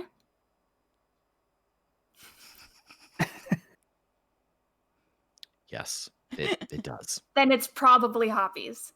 Okay. Let's go get sandwiches. Okay. And so I teleport us to the front of Hoppy's. Fuck, nope, this isn't it. Just kidding. This is definitely over there. And I think that as Sable goes in to get her sandwich, Vex's phone buzzes and he glances down at it and it just says like from bro. And it just says, hey, what happened to that move we've been practicing? And we get like this flashback panel of Vex's big issue is that his older brother is Outlet. And Outlet is like one of the premier superheroes. And we see Outlet kind of hovering in the air. He's in this blue and white bodysuit that has like electricity coursing down it. And then he's got this symbol with like the two slots in it so that his chest looks like an outlet. And he is talking Vex through something, and Vex is like perched on top of a car, and the car is being driven by someone. And we see this like repetitive try, and then finally we see that the car moves to the other side of the road and is going the other direction. It's like his outlet was teaching him like, hey, here's how you can redirect something's momentum so that something like the train ever happens again, you should be able to like turn the train around. And like Vex looks down at the phone and just thinks about like that fear of teleporting himself and Codex and the thought of doing something much larger in all those bodies. And oh yeah, I forgot about it. There was someone there who could mess with our minds, and I just it fresh ideas slipped out of my head, and he just throws the phone back in his pocket and kind of puts his hands in his pocket and walks inside. Oh. That's not going to come back at all.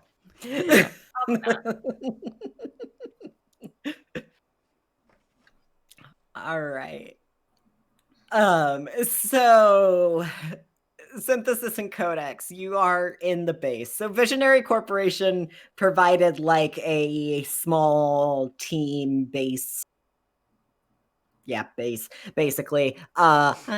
For you all once they formed the Visionary Vanguard.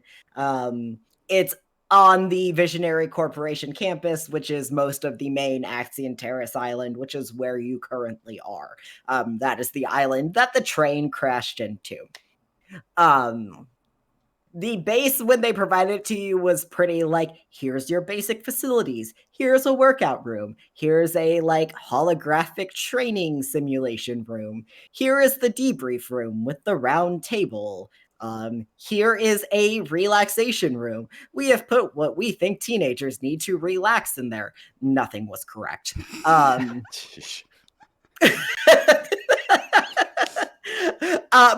after they gave it to you, they basically were like, you know, feel free to put your own like personal touches on the place. You all have been a team for the Visionary Corp for probably like 2 months, I think, at this point. Have either of you put any personal touches into the base at this point for yourselves? Certainly books. Certainly the collected magic tomes and things that I have gotten either as gifts from my parents or that I've gone out and hunted down and collected myself. So stuff like that. In Codex's mind, something to do while I'm there.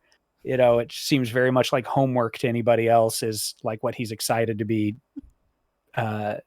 studying. I don't think that I have, though. Speaking of homework, I'm pretty sure I'm just while no one else is around except for Codex, who in our relationships is the only person on the team right now who does know Harper's secret identity. I think I'm just sitting at the table in the debrief room with like a binder and a calculus textbook, and I'm just trying to do homework in the 90 minutes that we have. I think I put in like a little workbench, and I just spend a lot of my time taking apart appliances. So there's just like broken radios and like toaster ovens and like blenders and shit just like everywhere, because I keep taking them apart and like putting components together to try to make new gadgets. And I think the one thing that they did get right was they like put a big TV and chairs in here. So there are a couple of video game systems that Vex has put here. But one of them, the Xbox, has a Post-it note on it that says, Sable no, because we see the remnants of the first Xbox on her workbench. Nope. Sable no. I love how it's not like do not touch or like Sable no. It's like Sable no. Sable no. And there's got to be like GameCube that has your brother's name on it as well. Yeah, of course. In masking tape. Yes. So, Sable and Vex, do you actually make it back on time? Oh, like to the second. I don't think that Vex gets... I think teleportation makes you kind of... Oh, I'm supposed to be there at 6, 5:59 and 59 seconds. I appear in the chair kind of thing. That's how I work with like leaving my house when I have to go anywhere. I'm like, all right. I don't think I'm ever late, but I think it's on time enough that people are like, You know you could be here early, right? Only Yeah, for but then tell me to be here early. Like, it's a real contentious, weird argument of, if you want me here 10 minutes early, tell me to be here 10 minutes early. Don't tell me to be here at 6 and then complain I'm not here at 5:50. fair. Nice. So right as Dr. T. Tanner enters the room, the two of you pop in as well. And this is the first time that we have seen Dr. Tanner on the page. They are a fairly tall individual. They're black. They have like very sharp angled face, dark brown eyes. Half of their head is shaven, like just clean shaven. The other half has chin length twisted braids.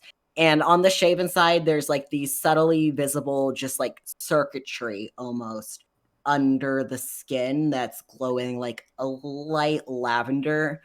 They're wearing just like slacks, a dark button up, a white lab coat. They have their visionary ID on a lanyard. Oddly, though, they're wearing combat boots. That's like the one thing that you're like, that's a little off compared to the rest of their appearance. But for all intents and purposes, it just kind of seems like they should be a research scientist. So it's kind of like, how did they end up in charge of this team? They haven't told you. Don't worry about as it. As they enter the room, they just kind of nod at you, Vex, as they just see you appear in the chair and are a little surprised to see Sable with you. But that surprise very quickly passes their face. Well, I would like to begin by congratulating all of you. There were no lives lost with the train hijacking today. And as always, the Visionary Corporation appreciates your commitment to continuing to protect both Halcyon City's citizens and Axion Terrace's residents as well. If you'd like, we shall have the debrief in the meeting room starting shortly, and I think that's all we'll need to do today. I'm not expecting any training, given that you just worked fairly hard and, well, you could probably use a little bit of a break after that. Yes. Yep. Mm-hmm. Definitely. We're so tired. Codex takes a cue from that because it was absolutely about to be like, I don't mind. And then that started. I take another bite of my meatball sub.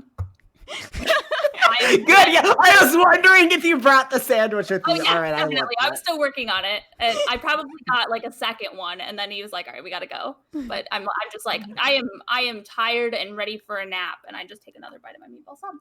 Yeah, and as she is like in mid-bite under his voice, Vex to her is like, doesn't he kind of sound like the orator? How about a little pep in our congratulations? Just meatball.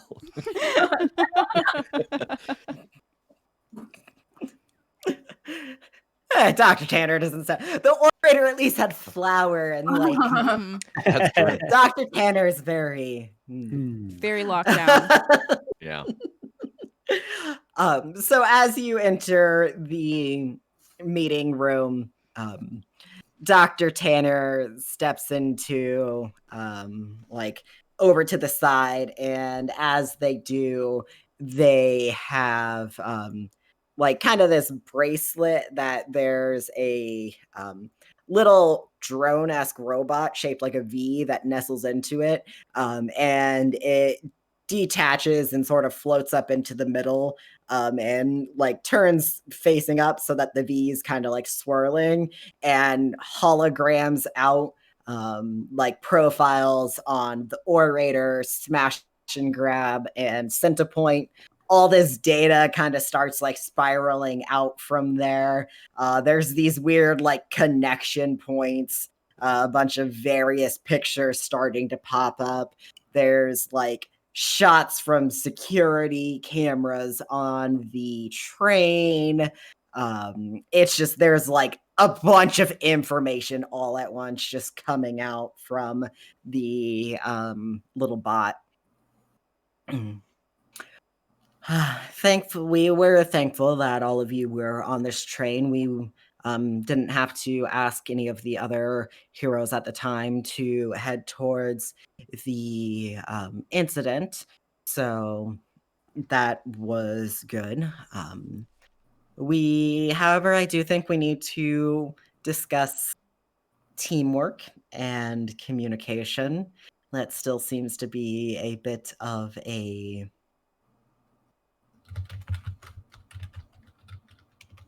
growing point for your team. And they did pause that long as they were like, how do I say this? And I heard everyone fine. I don't know what you're talking about. I would like to point out that teamwork endeavors did go up 60% from the last time that we trained. Hey, there we go. Yeah, I know. Codex really helped out when it came to trying to warn everybody about the crash. That was really clutch. And Vex was very good about getting us where we needed to go on the train at critical points. Yeah, and Sable stopped me from getting stabbed. Nice. Oh, yeah, I killed that dude had a blade. He was gonna kill me. Yeah, that's right. And I got a necklace. We did all kinds of stuff today. And we had celebratory subs. Yeah, we got meatballs. This was a good day. I'm proud of us. Yeah. High five, Sable. Yeah. Codex again was starting to like go into the other side of that of like the missed opportunities, but then sees them like, this was great. And he's like, I'm just gonna and stops. Dr. Tanner pauses and looks around and goes, all right, well, continue. Go ahead and enjoy your moment. Is there anything else that you would like to get out there? I mean, yeah, as I said, you did do well. I, as GM, would like to take a moment because Rev triggered this with the nice word, celebratory subs. There is a team move that's called, tagged when you share a triumphant celebration. Each playbook has a specific move for this. Now, you don't necessarily have to do this move. If you trigger it, is up to you. These team moves on the playbooks are very much flavored around kind of the central issues that your playbook deals with. So I know, like, off the top of my head, the Novas deals a lot with around like power. The Delinquent deals a lot with like, I don't care what anyone thinks, but I also kind of totally care about what people think. So if anybody wants to do those moves, this is a great opportunity to do it. Dr. Tanner is more than happy to go get a tea or something and let you all continue to have your moment while they collate more data for their case before they bring you back down. Yeah, I think at least this one sort of applies enough that it might be worth asking. So how this one reads, let me get it up here. When you share a triumphant celebration with someone, ask them if there is any fear in their eyes when they look at you. I feel like the only person I would ask that to from this would almost be Synthesis, from being like literally in a whole different location, but using that power to affect her without, being there. Like, even though that was helpful in that moment, there's still, I think in Codex's mind, it's like weird. Like it's a weird, distinct kind of affecting power that can be used from afar and could potentially be dangerous. So I'm curious about that. No, I don't think so. I think out of everyone on this team, I trust you the most. Smart. Okay. Smart. Okay, then I take +1 forward and mark potential. How does this feed in with this move to, there's also a second part that's about sharing a vulnerability or weakness. So that's a separate move. I know kind of with the formatting, it might be hard to tell. So that one is like, if you're having a nice heart to heart, I might be like, it just sounds like you shared a vulnerability or weakness with someone. Got it. Cool. Okay. Sable, here's my move. When you share a triumphant celebration with someone, ask them if they think you're cool. And I think the person that he is interested in the moment of knowing that is Sable, because that you're really the one he worked with and then hung out with after. I think if you just say like, do you just say like, hey, do you think I'm cool? I don't know. Is this an in character conversation or is this a mechanical question? Yeah. It tends to be an in-character conversation. I personally am okay with you flavoring how you ask that and changing it up a little bit. Yeah. Okay. Because I mean, I do the same thing with like pierce the mask and assess the situation. It's all about ultimately, as long as you get that heart of the question of, hey, I care about what you think. Do you think I'm cool? Yeah, right. I feel like depending on how it's asked, I would answer differently. Yeah, because I think the knowing mechanically what the answer would be changes the scene I would set up to display the result, if that makes sense. And we can also like put a pin in that and like do these moves later. I just wanted to draw attention to them. Yeah. I probably should have thrown that at you when you were doing the subs anyways. It's good for us to even just kind of see the context for that, and I think those come a little more naturally. Yeah. So Rev, would you have an idea of how to do that in this moment, or would it be in a different situation? Really, I think it would be. I don't even know that I would ask you as much as get the vibe from you, like as we're eating and walking back, and just like how casual and normal is this conversation, as opposed to the conversations that I seem to have with everyone else that are kind of factual. Like, is this an actual conversation? Because at least for me, for Vex, I don't probably take the time to actually talk to people that I don't find interesting or cool. I think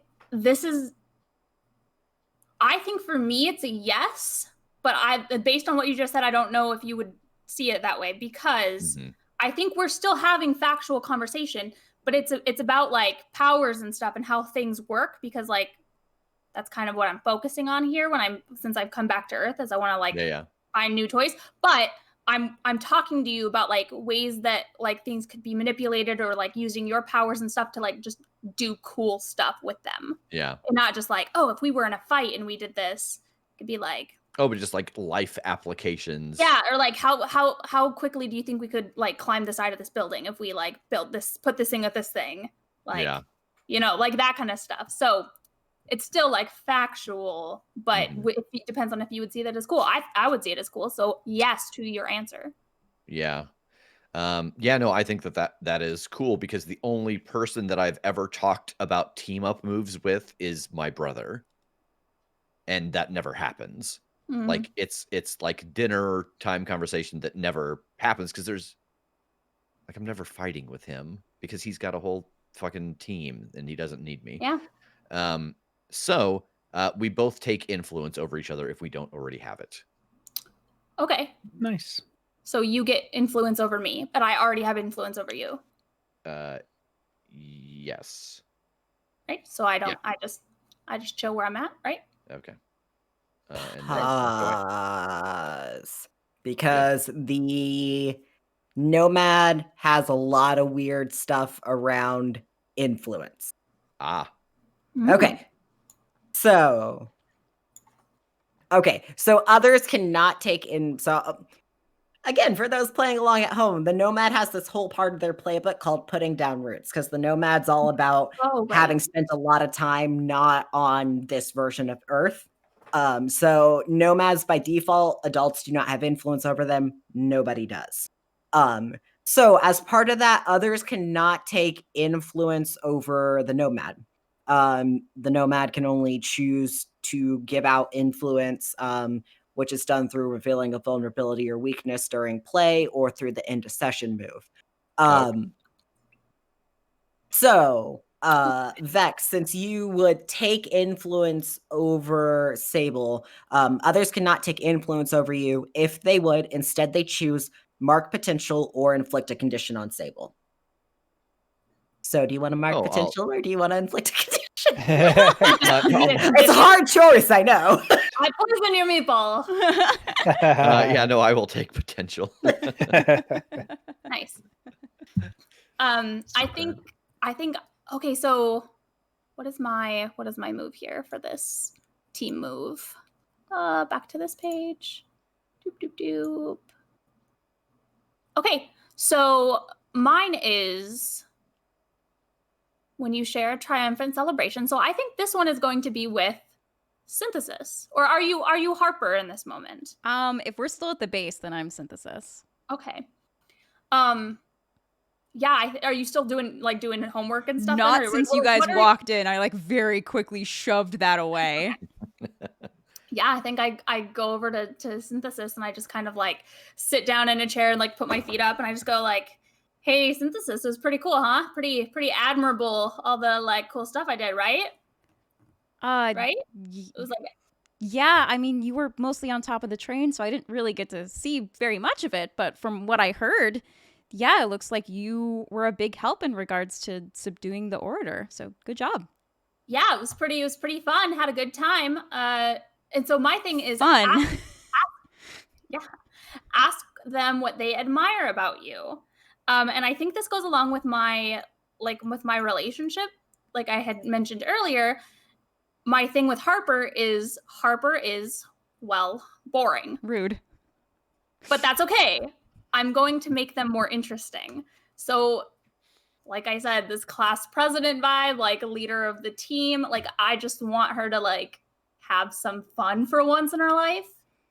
So I think that this is just kind of trying to make that connection after a victory, because I know that that's important to her. But I'm trying to be hey, what do you admire about me? Because I do fun stuff, so you should come with me and do fun stuff.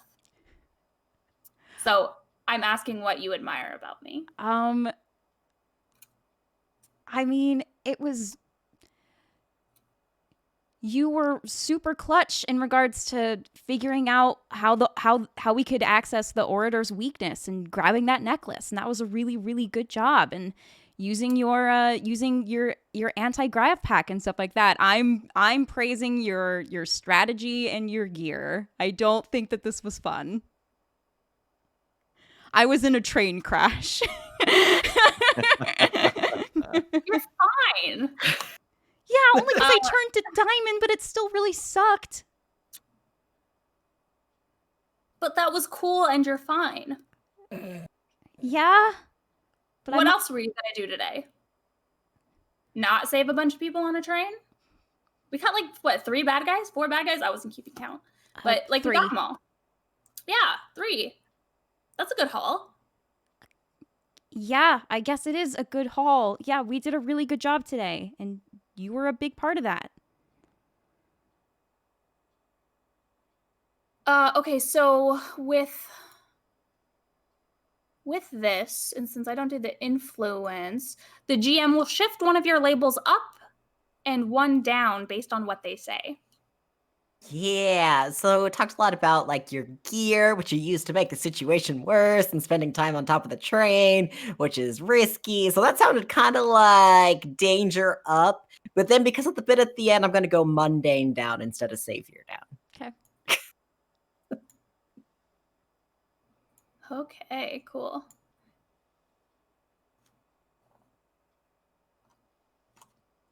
Cheers. Cool. All right, so I think that hit everybody. I think, actually, no, I still have mine. Oh, yes, sorry. I think actually mine is with Vex. I think I don't know, I think we're gonna play some Xbox.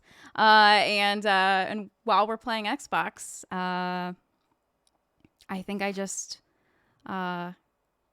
so I mean, you're Outlet's brother, so you kind of grew up doing this, right? Like, Yeah. okay, so how did we really do today? Did I do a good job?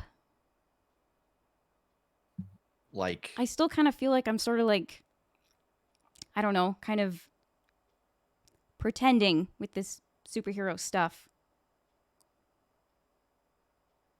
I mean, if I'm going to be honest, I think you did a fine job.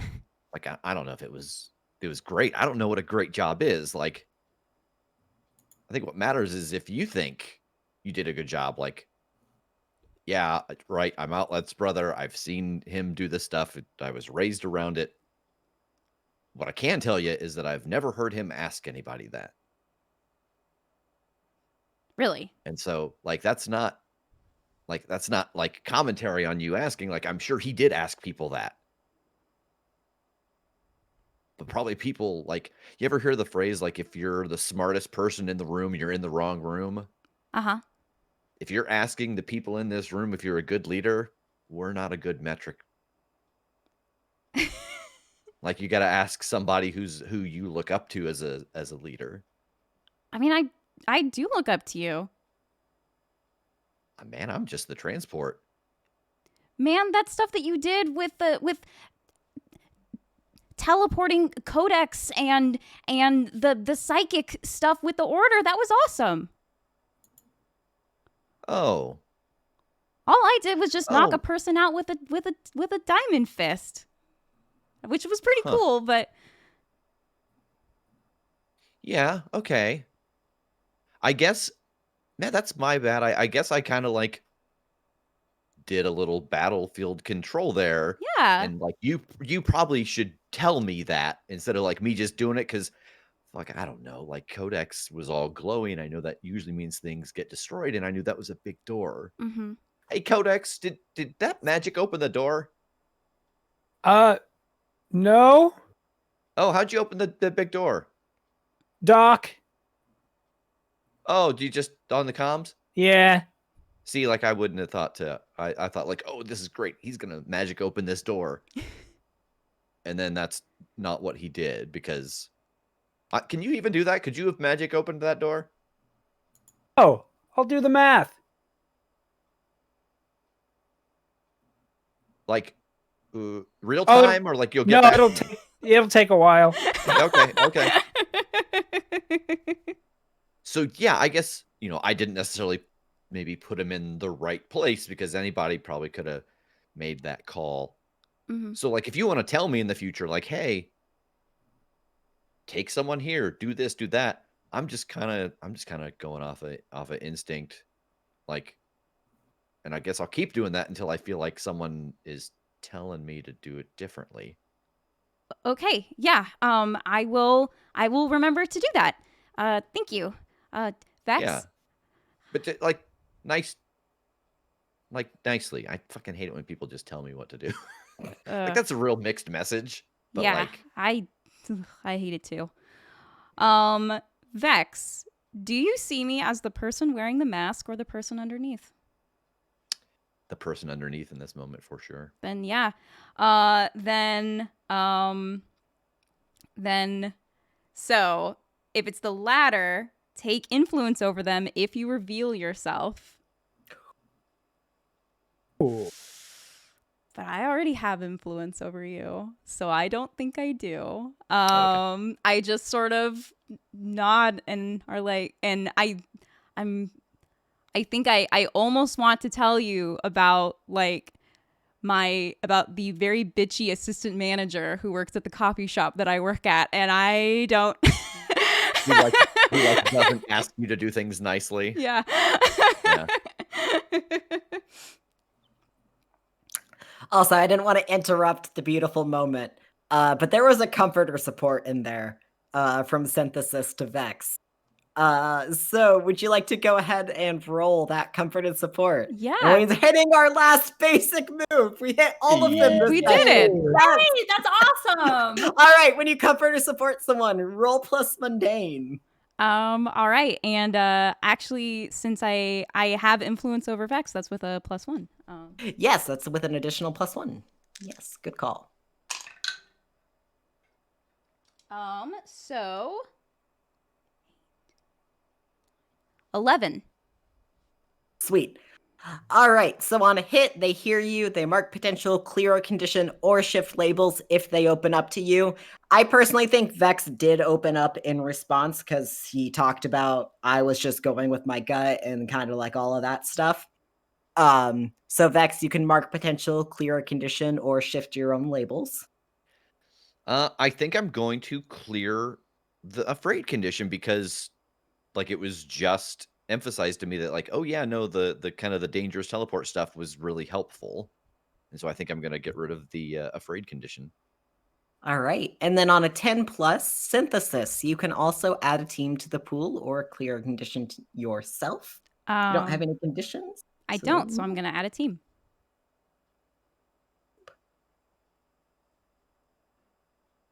All right. So after your little bit of team bonding, and just like as this has all been going on, Dr. Tanner like put on just like some noise canceling headphones and has just been acting like they're not there, and has like been sifting through the data, and seeing that like you all are kind of, okay, cool, they're ready to focus again. Dr. Tanner does not fight for attention, basically. They stand, pack up, and they're like, good. I think that was a very important exercise. I'm glad that you're beginning to bond with one another, beyond just being teammates. Having those relationships is important as you continue to work together. I've been reviewing the footage that we have been able to have with a I'm reviewing the footage that we have been able to retrieve from the train, and overall, I mean, it does look like you managed the best you could with what was going on. Codex, I do think you could be a little bit more proactive, especially there at the beginning. Many of those civilians were very scared, and even just standing up and announcing your presence might have helped improve morale. Vex, I do think it was smart of you to go get Codex to deal with the door, though. Good call there. Sable, and smart use of your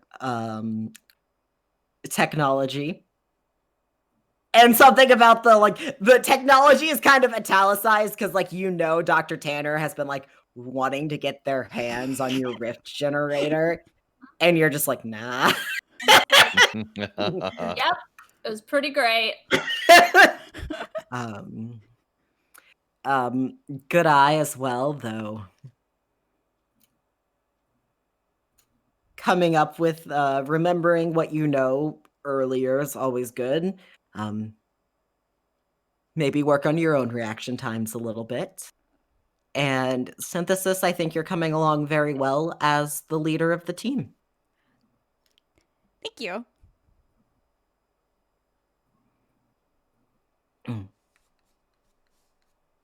Well, I do think that's all for today. I did have a simulation prepared in the room, but I don't think that you need to run it today. It's nothing compared to this. The 3 villains have been taken to separate holding facilities across the terrace, and are currently in the process of being interviewed. We're working on establishing what exactly their motive was, but it doesn't appear to be anything truly organized. The 3 of these have never been really recorded to work together before. I think the orator just paid the other 2, so if anything interesting comes out of it, we need any follow-up, I'll make sure to let you know. Good work, team. Thanks. Hey, thanks. And they give you a nod and turn and leave. Okay, guys, come look at this. I put a couple of toaster ovens together. We can make like 12 toaster strudels at the same time. At the same time. Wouldn't that cause an electrical fire? Probably not. Come on. They're wildberry. Yeah. Okay. I am kind of hungry.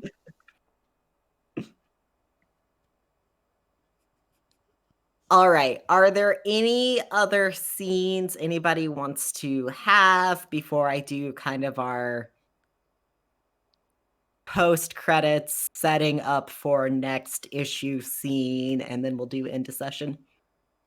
It's kind of our little bit of free space, because I did just railroad you. Sorry, that was really bad. But I did just throw you into that first scenario. I can't think of anything I would want to have at this point. Yeah. I think that there is one. I think it's the end of the night, and I'm heading back home to my house, and I want to find my little brother, who I probably should have been watching, but I was not, because I was off doing something else. Hey, Harv, I see you're still alive. Good job. Yeah, as you walk in, Harvey's sitting on the couch with a plate full of wild berry toaster strudels. It's too late for him to be eating this much sugar, but that's what you get for leaving him unattended. Dad's He gonna be blackmails you 100%. Dad is gonna be so pissed if he comes home and you're all hopped up on sugar. And whose fault is that gonna be? Yeah, I know. But guess who I saw today at my internship? Who'd you see? I saw Vex, who is Outlet's younger brother. And he's so cool, and he teleports. He teleports? Yeah, it's super neat. I watched him help save a train full of people. It was very cool. That sounds cool. Does he make little electrical sparks when he teleports? Like his brother makes electricity everywhere. I don't really think so. He kind of does his own thing. But you know what? How about next time I see him, maybe I'll try to ask him for you. Okay. Are there more of those toaster strudels? He holds the plate out to you, and there's still 2 more on the plate, and he's like, I'm done anyways. Yeah, you are. Figured you'd be home soon. Thanks. Go to bed, nerd. Yeah, whatever.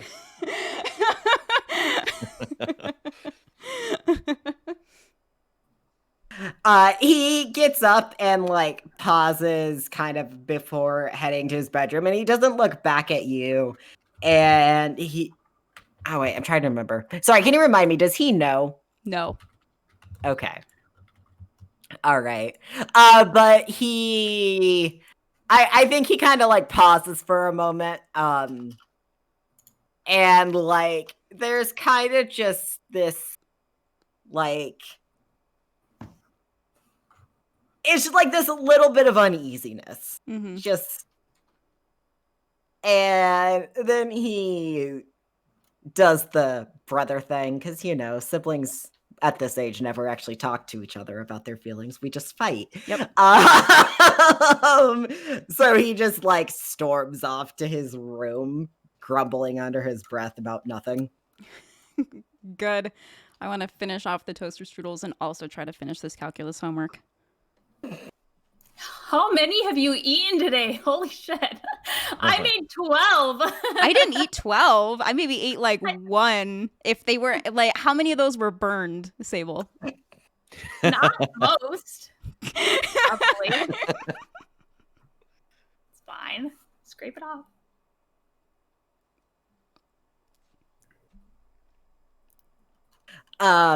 Vex, when you pull your phone back out, you have some more messages from your brother. The first one's like, positive, understanding that like it's hard to think in the moment, and the rest of them are well-intended brotherly critique. Oof. Yep. Followed by everyone's favorite, I'm just saying this because I'm looking out for you, right? And we see like 3 panels of Vex's just face not changing, and then it cuts back to the screen and it's just a thumbs up emoji that he responds with.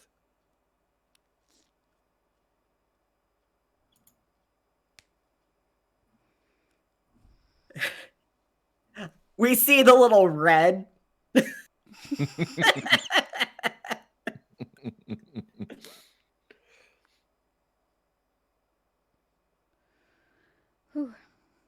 And then Codex, do you do anything before heading home?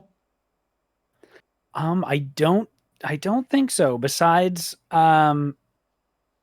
just pretty excitedly explaining the day to the parents.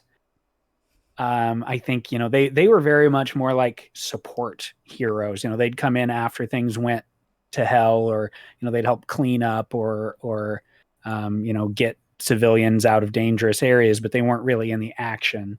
So I think they're a little hesitant about what I'm doing, but trying to be supportive. So I think it's a lot of talking about what happened and them like going, "Oh, good for you." I mean, yes, they're like they're trying so hard. Like your mom makes you some like hot chocolate. Like it's their they're so proud of you. They are really proud of you when you mention specifically helping out Synthesis. That like you can tell is truly like true pride, like, oh yes, this is something we can relate to, using your power and that sort of support role. But like when you tell them about making the mace, they're like, oh, that's really dangerous, just like be careful please. And like your dad is really just does not like this whole centipede human thing. It's not but they're supportive. And before you remind me, is it it's your mom who's been more involved in your training, right? Yes. Yeah. Before you go back to your bedroom, your mom pulls you aside and I found a new book today on the calculus of black holes, I guess. Something real intricate. I was able to buy it without your father realizing why I was interested in it. I tucked it under your pillow.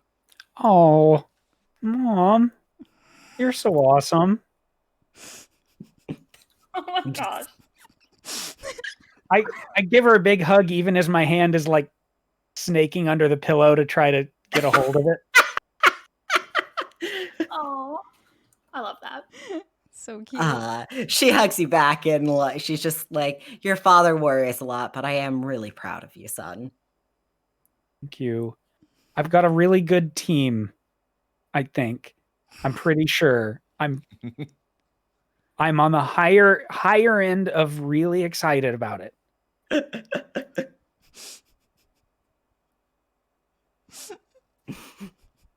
And after we get that panel of your mom leaving you in your bedroom, you already cracking the book open, we turn the page and we see a rooftop in Halcyon City that night. The stars mostly visible except for where a big block of them are blacked out by the main Axion Terrace island. The figure standing on this rooftop is wearing a like lavender cloak and dark blue bodysuit. And there's like we can see like the earbuds and like the wire hanging out of their ears as they're listening to a news broadcast about the train heist. And we catch the tail end of Visionary Corporation representatives say that no lives were lost and that all company property was successfully maintained, that the people of both Axion Terrace and Halcyon City can sleep safe tonight, knowing that no dangerous technology has made its way into the hands of the villains. And there's, that ... as the earbuds are ripped out, and the figure looks up towards the island. We can't quite make out her face as the bottom part is covered in a mask, and she just kind of says, "So they failed. Well, there's always tomorrow." And as she turns to walk away, we see splattered in black paint across the back of her cloak the name Oversight. And in the bottom right corner, it says, "To be continued." Excellent. Wow. I fucking love superheroes. I know.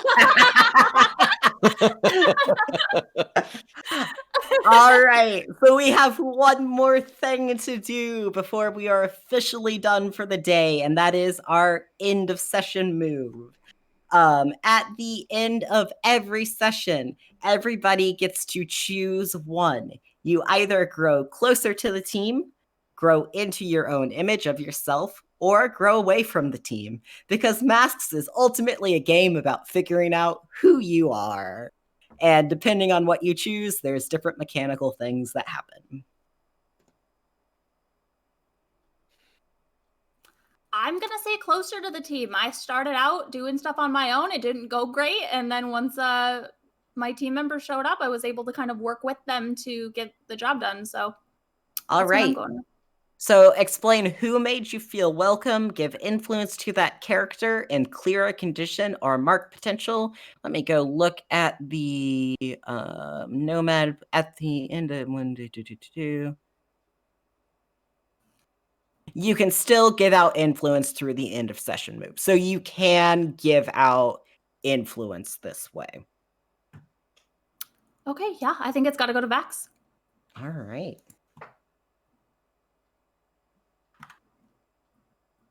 And I'm assuming you're marking potential since you have no conditions to clear. I would love to mark potential.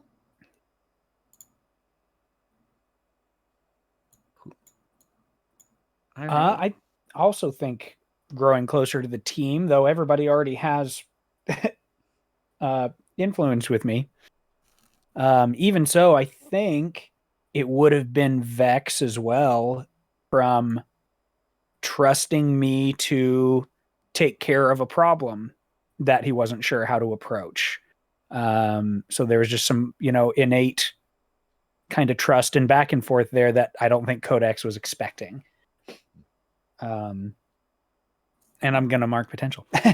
All right. And Vex, since you already have influence over Codex, you get to shift his labels. So you get to move one label up and another label down. Normally, I don't allow table talk during play about shifting labels, but since this is end of session move and kind of meta, I tend to allow it for that because I'm not going to make somebody mark a condition out of an end of session move for this. Okay. So shifting your label, can I ask what your labels are just so I know what I'm working with? Oh yeah, I've got Danger 0, Freak 2, Savior 0, Superior 2, Mundane -1.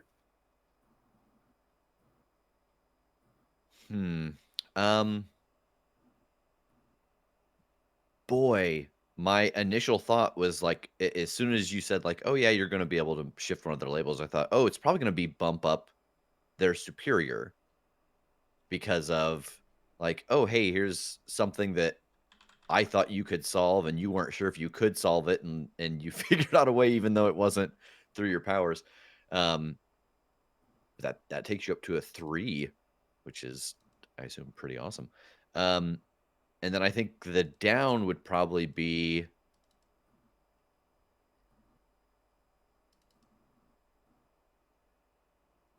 What do you? I'm interested to hear thoughts. Like, I'm trying to think of the moves that, like, when you drop it. Is it like? I'm not vocalizing well. I'm sorry. So you can kind of think of this in 2 ways. One way is thinking about how Vex sees Codex, and the other way is thinking how Vex wants Codex to be. Mm-hmm. So is there something Vex wants Codex to be less of? You know, do you think he's too much of a freak? Do you think he's too dangerous? That's an option. Or, oh, he didn't like jump in to protect those citizens, so he's not much of a savior. You know, it's kind of like those sort of ways. I will So I'm gonna jump this then, and say take superior down by 1 and bump savior up, because I think the thing I wish that, like, in that moment, like, oh, like, there was a villain there and you let them walk by. Maybe don't calculate so long before you act. Got You know, it. it took me Okay. showing up to be like, hey, yeah, let's do a thing. Okay. Yeah, hard shift there. Yeah. Yeah, I think I'm also going to grow closer to the team. And I think it probably has to be Vex.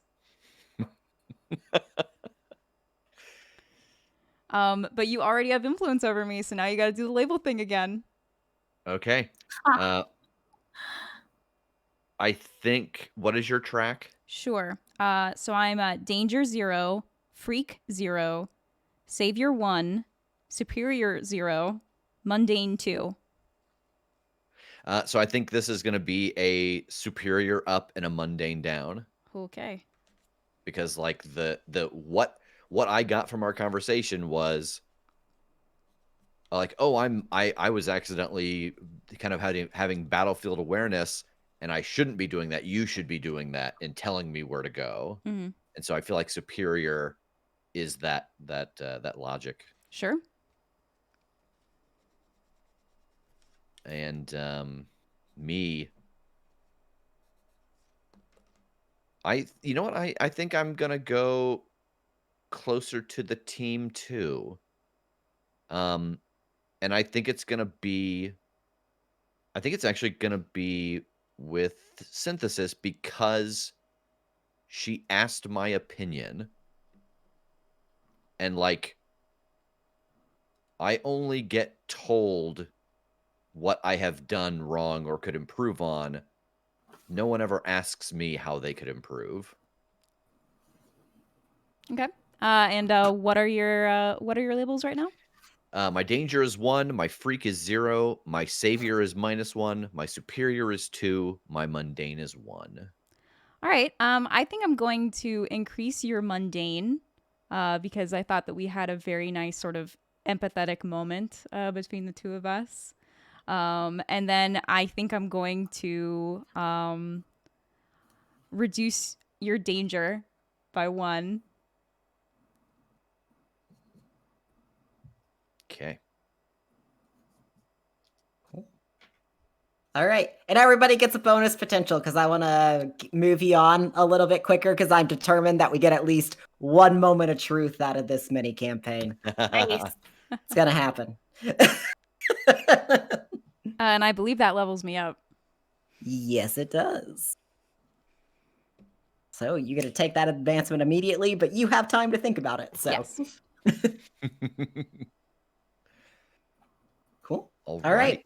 I think that brings us to the end of our first session, our first issue, if you will, of the Omniverse Chronicles masks. Thank you so much for joining us tonight on our first issue of Masks. Thank you so much for joining us, Landon, and running us through this. We love this. This is going to be a good time. Yeah. Thank you, everyone, for joining us. If you came in partway through or you had to step out partway through, we will have this episode up on our YouTube page as of Thursday morning. Kim, what have you got for us?